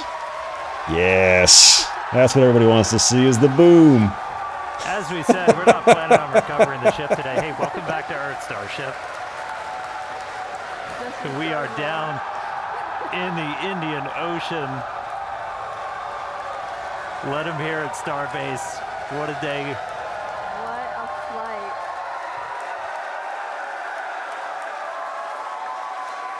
Oh. All right. Welcome back to Earth, ship. What a day. A whole It lot survives. more to go through. As you just saw, everybody here at Starbase pretty hyped. Hey, Tyler, out of Hawthorne, how's everybody holding up? Thank you, Dan. We had a fantastic time watching. It was another exciting Starship flight test in the books, and we hope that you enjoyed those Starlink views too. So congratulations to the team at Starbase and everyone here and around the company. So many employees contribute to the Starship program as we continue to iterate and make progress towards a multi-planetary future. So that wraps it up for Live us here in stream Hawthorne. coverage. Thank you for tuning in, and back Show to you me guys. replays. Yeah, what an incredible launch today. We had successful Nope, that's liftoff. just, there are no explosive. That's Booster just completed the its objective, successfully fuel splashed tanks down popping over in the Gulf. and the Obviously we saw sparks another amazing and Starlink flute deploy and the as well fuel and from the oxidizer combining, just boom. It's all pressurized, so it just pops basically. And then all the fuel just burns off instantly. Quite the light There show. are We had that flight Raptor termination relay, 3 for system 3. stuff That in was there. ahead of re-entry, of course. But they don't use flight termination post ascent. Once it's up there, it's all controlled at that point. Or they let it just demise at re-entry, one of the two. Definitely. Congrats to all our teammates at SpaceX and to everyone who's supporting the Starship program. And thank you to all our future customers for your support. Let's see. We'd Trying also to get like some to thank replays the fine here. people of Cameron County, including the residents of its newest city, Starbase, as well as the Coast Guard, the Federal Aviation Administration, still the got- Government of Mexico, and the Australian Space Agency. Yeah, be sure to follow Where are you? SpaceX on X Where'd you go? for updates and about This more. one. All right. The maneuver that's planned? I believe that's now intentionally planned, yes, Mhm. to avoid anything falling back onto launch things, because we've seen bad things happen for sure. Yes. And a lot of bad can happen when you've got a fully fueled rocket of this size. Yes. You don't want to get too Last close time to you're that going one. to see the launch mount like that. Just amazing. I'm sort of glad that we've managed to get through like 11 launches and not had one explode on the pad during takeoff. Mm-hmm. Knock It on may wood on that happen one, one right? day. Right. I think And this some is beautiful mock one of our diamonds there. North Beach robotic trackers here. I mean, just Ah. that is just incredible. You just see it, you know, that pad avoidance tilt. All the and mock then off diamonds. It unfortunately goes out of range of our tracker there, but that's definitely going in the trailer for the next flight. I'll put it that way. That was beautiful. These other views here, this is just their camera crew stuff up on the roof. This is the hard road closure they have, so nobody but SpaceX employees can go past that during a launch. So that those flashing lights are expected. And obviously the launch mount post-launch. They put in for flight 2, it did the job. Right. And you think about all that work they had to go through with the regulatory agencies and everything else to make that happen, and they're moving on. And here's a to something pretty else. view. This is just live there of sunset. Yeah, the shower head had its own character. Right. I like that it would kind of squeal or scream just before takeoff as it blew all the air out. Amazing. It's like the rocket would howl. And to the left there is the new pad. No, that's the old. Oh well, you mean to the left of the replay? Yeah. Yeah, right. I thought right. you meant the left camera. No. Yeah. Now it's I want rocket pop exhaust. There you can replays see of the better shot booster. right now. Hurry up. Show me. Is Dee preparing some kind of behind the scenes there? This is the only time you get to root for explosions on a rocket Florida? when they're expected. Somebody's shooting. So show them to me. Like social media. Maybe. But look at that. That's from the hotel. This is what you will see at the Margaritaville Hotel. I don't know the full name. Yeah, they're I'm at the really sorry. Margaritaville Hotel. It's on the southern But, end yeah, of it's South along Padre the Island. So that's the view you Margaritaville get there. from It's South like- Padre Island. They let us put our So if cameras you're on the there, so beach or that's something down there, You better make sure you get or that down name at the Well, I must say, Rio it's really Grande fun to see mouth, those that's rocket what you launches see. From the hotel. It's This a is good- an that's a good easier selling place point. to name because this is from the Mhm. SpaceX lot, the danger lot. They let us put our cameras there as well. Yeah. Awesome. Wow. Great shot. Whoa, you can see the whole That maneuver pitch, there. or Yeah. yeah. Is this outpost?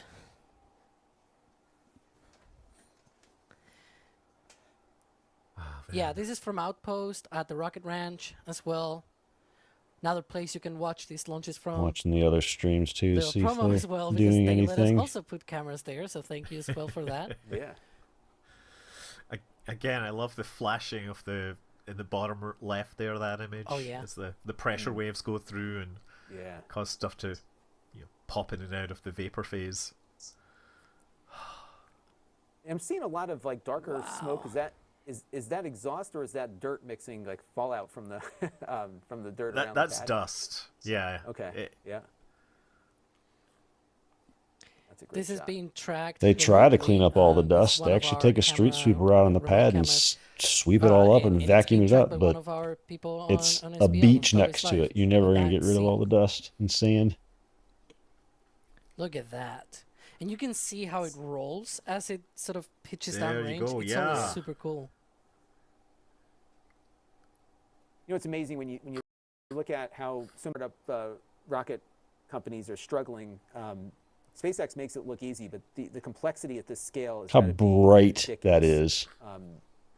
To get 33 engines. One of these flying days, we're going to get a this- nighttime launch. and it's how many just going times to this can light survive to up have the rocket actually go on it, everything right? down This is- there with that going up. When this they is, did the I mean, Blue the Origin advantage is that you're launch, testing 33 the engines first in every Blue flight, Origin so you New get a lot Glenn of launch tunes. in Florida, Yeah, get a lot of data. the Methalox engines there, it was the blue light coming off was like a spotlight hitting the ground. You could see a spotlight coming off the thing, and it just lit everything up. It'll be amazing to see this many engines This light up the a ground. really great outcome for this flight, right? Because it's like they had a few issues earlier on in the year, and now they're racking up those W's. That's insane.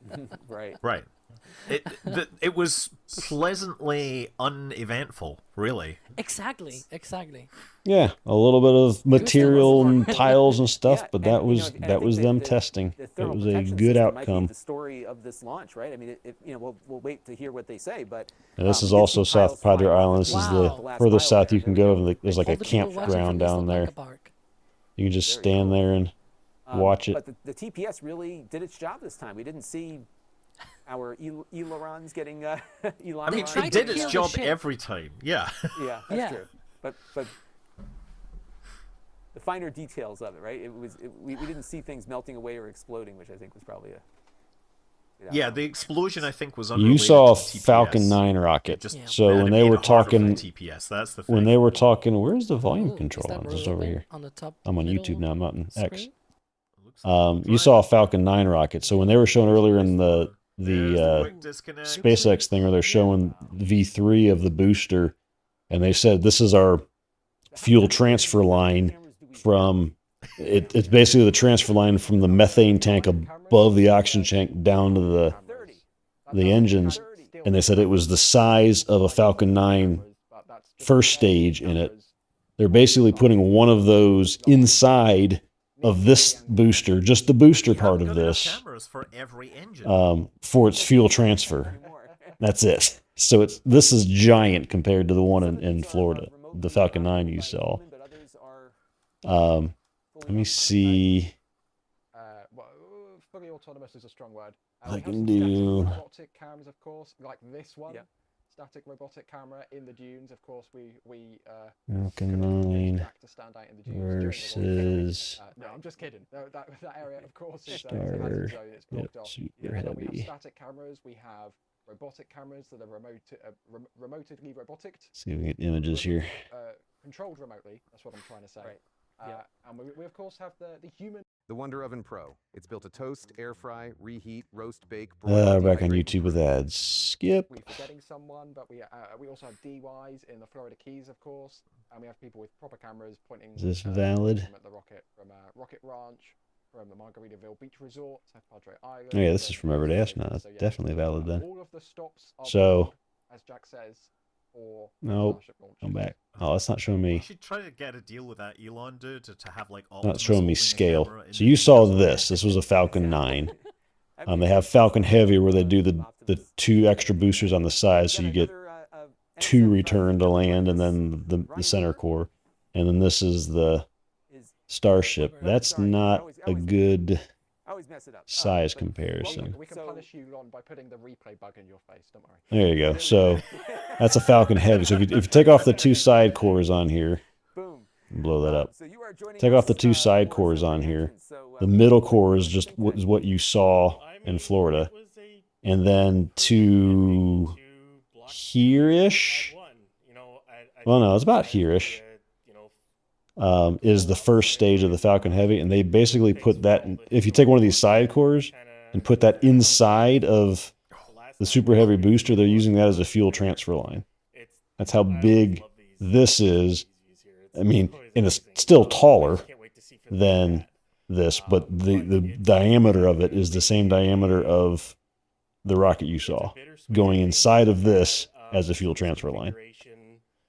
That's how giant it is. Block 3, the new pad, and everything go. But my favorite part of this entire launch by far is the banking turn that Ship did. That's as I've never seen anything do. Considering the speeds that it was going at while doing that, they may need. Yeah, no, it's still big. I mean, it's still a rocket, right? That's details. Oh, They can fix that on Block 3. Here's our And that's a space shuttle problem too, isn't it, Scott? landing Oh god, of that the goes booster. back forever. Yeah, these things Landing, you know, they want aka to be rapidly crash, reusable. Well, the space shuttle would or spend splashdown minimum 2 months / getting explosion. refurbished. Because So it's going to that's down to off, like 3 the skin would engines. It's going to flex, shut those off, and and the now it's just going adhesive to would fail. They drop took a long time to figure out how to into do the that. water They never fully as fast solved as the it problem. can. And when you have something And this large, boom, at there you go. least, There's they have a the structure which is almost not always same night shape. view of it. The space More shuttle zoomed out. didn't have Shuts that them off. advantage. That It like, falls. Yeah.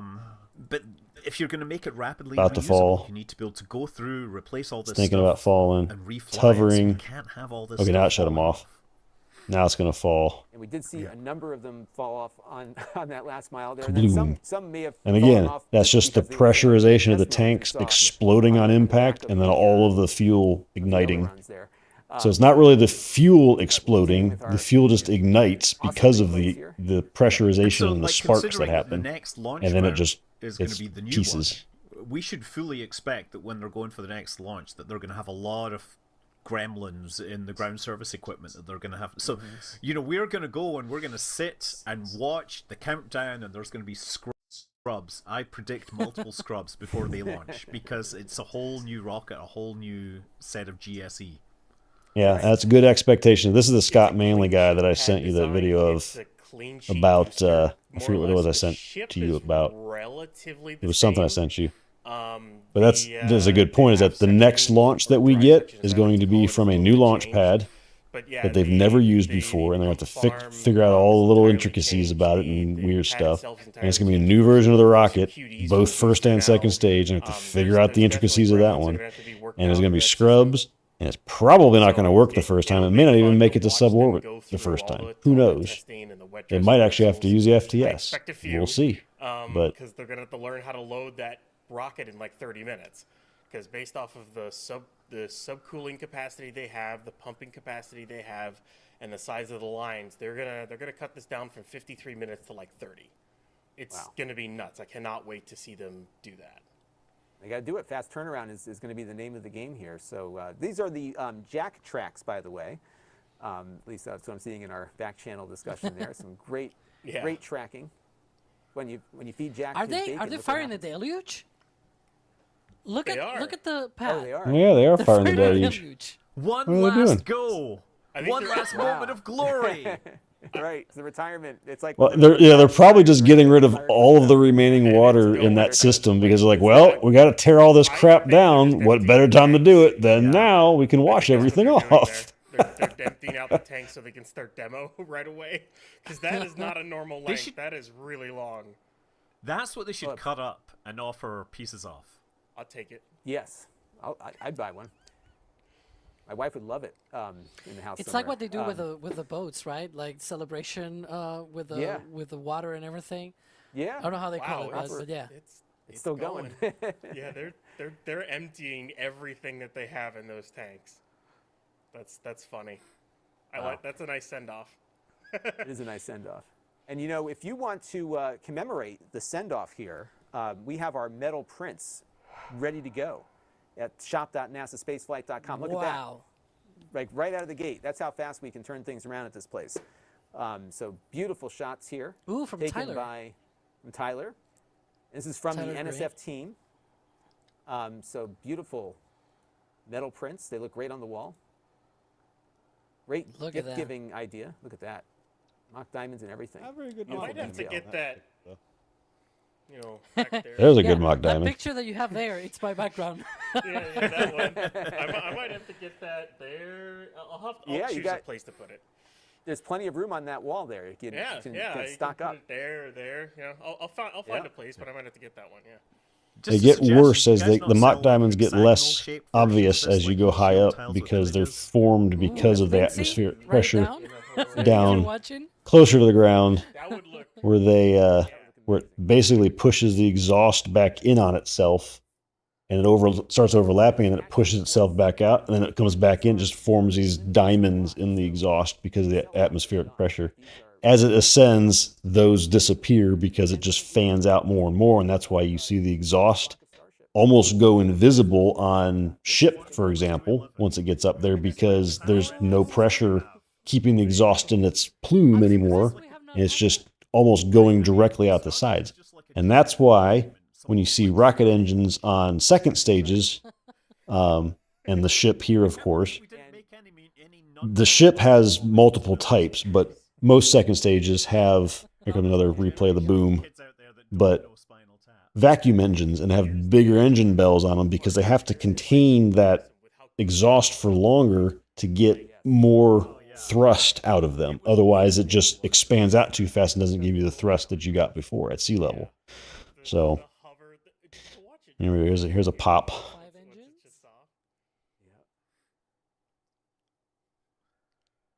Hovered, stopped. It literally stopped. Look how it stopped. It just stops. It's just hovering there. Wow. Boom. That's so cool. That's how powerful those engines are. 3 of them. There's 33 on the thing, but 3 of them just kept that tower, that skyscraper, just hovering a few hundred feet above the water. These spacecraft. And this is from the Cape camera, by the way. Oh yeah, Yep, from Florida. From the Cape. Never a dull moment on the Space Coast. But the when these rockets explode, like Well, that's from the Cape in Florida. You saw that go over south of Florida. Obviously, it didn't go over Florida. But that's ship going over Florida. Flight termination just before impact, because it would suck to find unexploded stuff on the bottom of the ocean. That's a good point. Well, they safe that is what they usually safe that before it hits down. Maybe the exact concussive of it set it off. I don't know. Who knows? Explosives don't tend to. Yeah, they tend to be pretty stable. This is a great shot, though. I'm so glad that you guys did that. It really gives a sense of how much speed Starship is at that point, right? You don't often get that appreciation. Well, that's got to be somewhere in the Bahamas. And here's Sawyer in South Florida. Now, is this South Florida? Okay. This looks like a time lapse, but you know. No, those trees aren't moving very fast. Real time. Oh, look at that. This is real time. Yeah. I was about to say, I mean, it might look like a time lapse, but we all have to remember this thing is going almost to orbital velocity. Like, it's also lower down. Wait, is that SEP? There's no way that's stage SEP, is it? That's amazing. That's too far down range. This one's coming from. I'm getting. This is Sawyer. This is Sawyer again. Sawyer is on it today. Look at that. And it's not easy to track these rockets. Even that's a nice shot. There's D. Yeah. That's awesome. RVAC shut off, I think, is what that was. Maybe.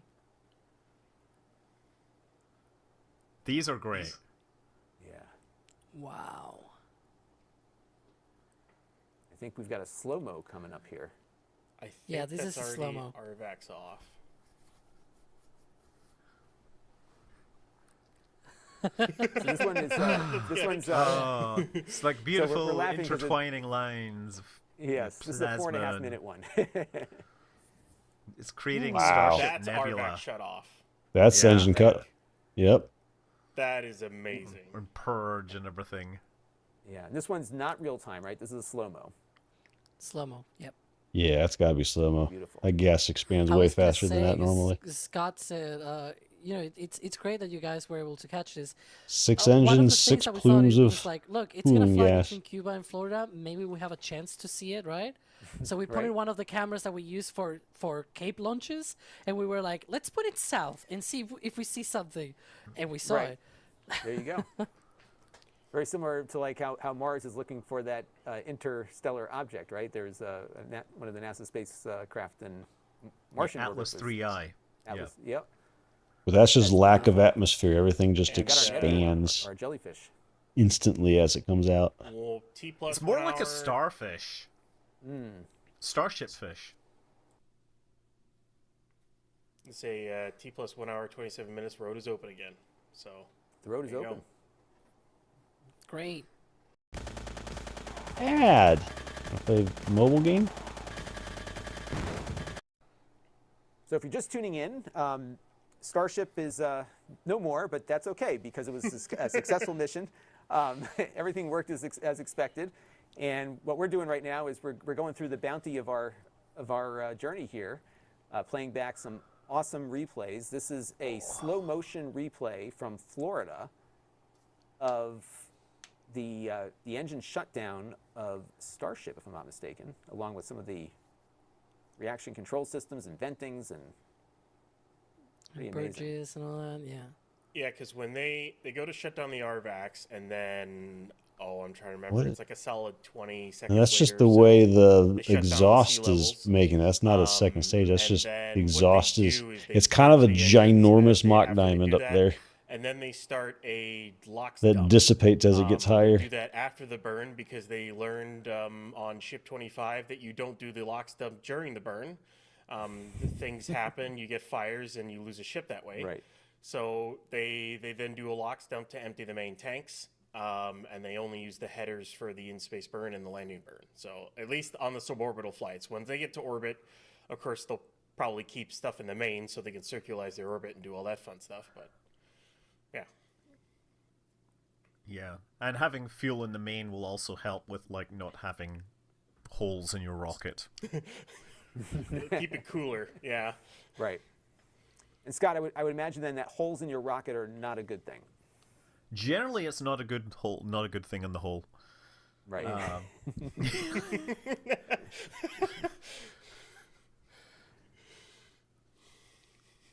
But I mean, yeah, Starship has definitely handled it. It is fascinating that because it's at this scale, it can handle like flows through the structure and not have anything like fail. Whereas in the space shuttle, obviously, even a small hole would penetrate through and start to weaken the structure underneath. Right. So let me ask you all this question because we're now reviewing a very successful mission, 90 minutes after launch. It was probably one of the faster 90 minutes of my life here. It's amazing how fast everything happens. What's next? We've been talking about it, but maybe we should kind of formulate the organization of events here that we can anticipate. The shuttle too, like you mentioned there, I was don't know who wants to take Starship is made of our guest a Scott, specialized steel. It's not just plain we stainless could, steel. as It's we a said, specialized they're stainless gonna be steel. demolishing old hardware. Out with the old The shuttle was made of an aluminum alloy and graphite epoxy to hold it together. So aluminum does not hold up to heat as well. But yeah, so like you said, when the missions where they burned up on reentry, that little crack in the tile just got into the structural frame of the shuttle, and then it was end game. There was nothing it could do. Obviously, the steel formula they have here can hold up pretty darn well before it actually fails. And that's one of the advantages of doing it this way. And it's easier to make. So the shuttle was an incredible space vehicle. But it was not properly done. I think if they went back and changed some things about how they did stuff and tested things, it could have lasted longer and been more useful. It just got too expensive and too risky to keep flying. Awesome. Well, that's what we want to see. And Ryan Weber, anything that you think for the next steps here? I mean, it's kind of along the lines of what Alex and Scott were saying. They're gonna start. All right. Well, I guess they're done with replays. So they have to get before they really start, upgrading. Next flight will be from this launch pad, and this pad it'll still be there. It's gonna have its chopsticks replaced to smaller ones, because they don't need them to be as long. It's going to have to be retrofitted with a different quick disconnect arm at a different height because it's going to be a taller rocket. This one's already higher up on this guy for V3. And then the mount and the upside down shower head and all that crap's going to get all completely torn down and ripped out and turned into this version where it's an actual launch mount with a flame trench and deflector in there and everything like a traditional rocket. So they're pushing along. There's a lot of work to be done. Massey still has to get finished off.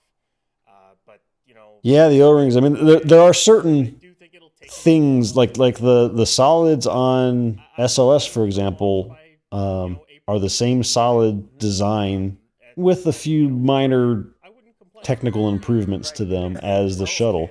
Same thing with the core stage of SLS. It's the same external fuel tank design modified for SLS. That was the whole point of SLS, was they wanted to make it use existing hardware that they had. Even the engines, the RS-25s that are on it, that is shuttle engines. Some of them flew on shuttles. So let's see here. Is that a big resolution? Yeah. So these are extended solid rocket boosters from the shuttle. So they're a little longer than the ones of the shuttle, but they're the same design. They have a new design if they make it beyond Artemis 6, because I think Artemis 7 is a new design. They just tested one out in the desert. It didn't fare well. The nozzle kind of liberated itself, aka exploded. So they got some work to do there. When it's a new design, they'll figure it out. They tend to do that. But if it even continues, if Artemis hits a flight 7 with this vehicle, I don't know that it will. But then the fuel tank is the same orange fuel tank, obviously modified to be just a rocket now rather than just a tank that's expended. And then it's got the same RS-25 engines up from shuttle. They are, after the first few flights, I think they're going to an enhanced version of it that has a little more power, but it's still the same design. But yeah, the combination of the cold on the O-rings, they'd never launched them before, plus wind shear, that because they had launched in the cold, they got away with.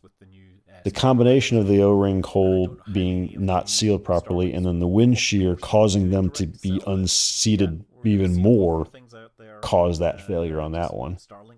And then obviously this foam, the orange foam, caused the other issue with shuttle. It's still the same foam, but in this case, if it falls off, it just falls off. It doesn't hit the shuttle anymore, because the actual meat and bones of this thing is up here at the top anyway, so it wouldn't ever hit it. So that's why they can get away. They're not as concerned with it now. But that's where SLS came from. They were like, well, we're canceling the shuttle program. They had a program called Constellation during the first Obama administration, and they canceled that because it was shock, over budget, and behind. And when Congress found out about that, Congress was like, well, what about all these workers in our districts that are going to lose their jobs? And what all these factories, if they're just going to shutter? Well, we can't have that.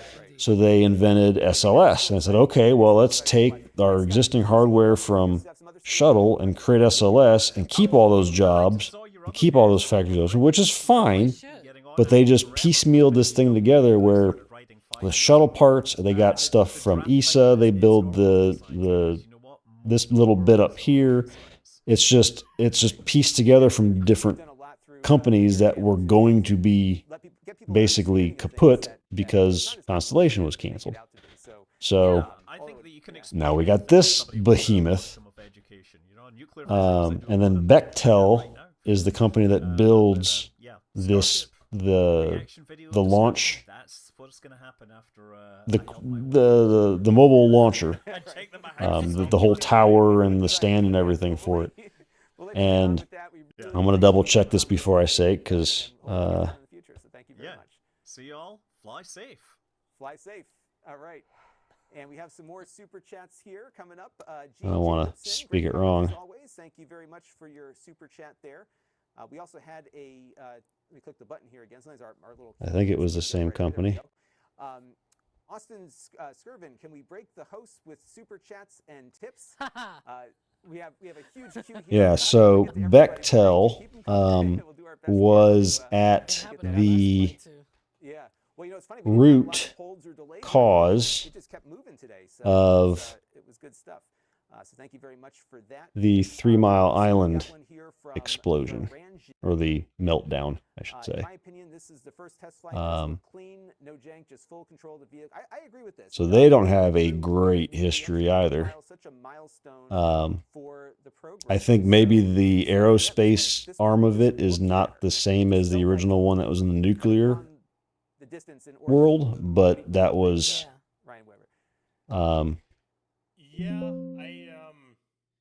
related. So, and they have always been behind and slow and over budget on building these things.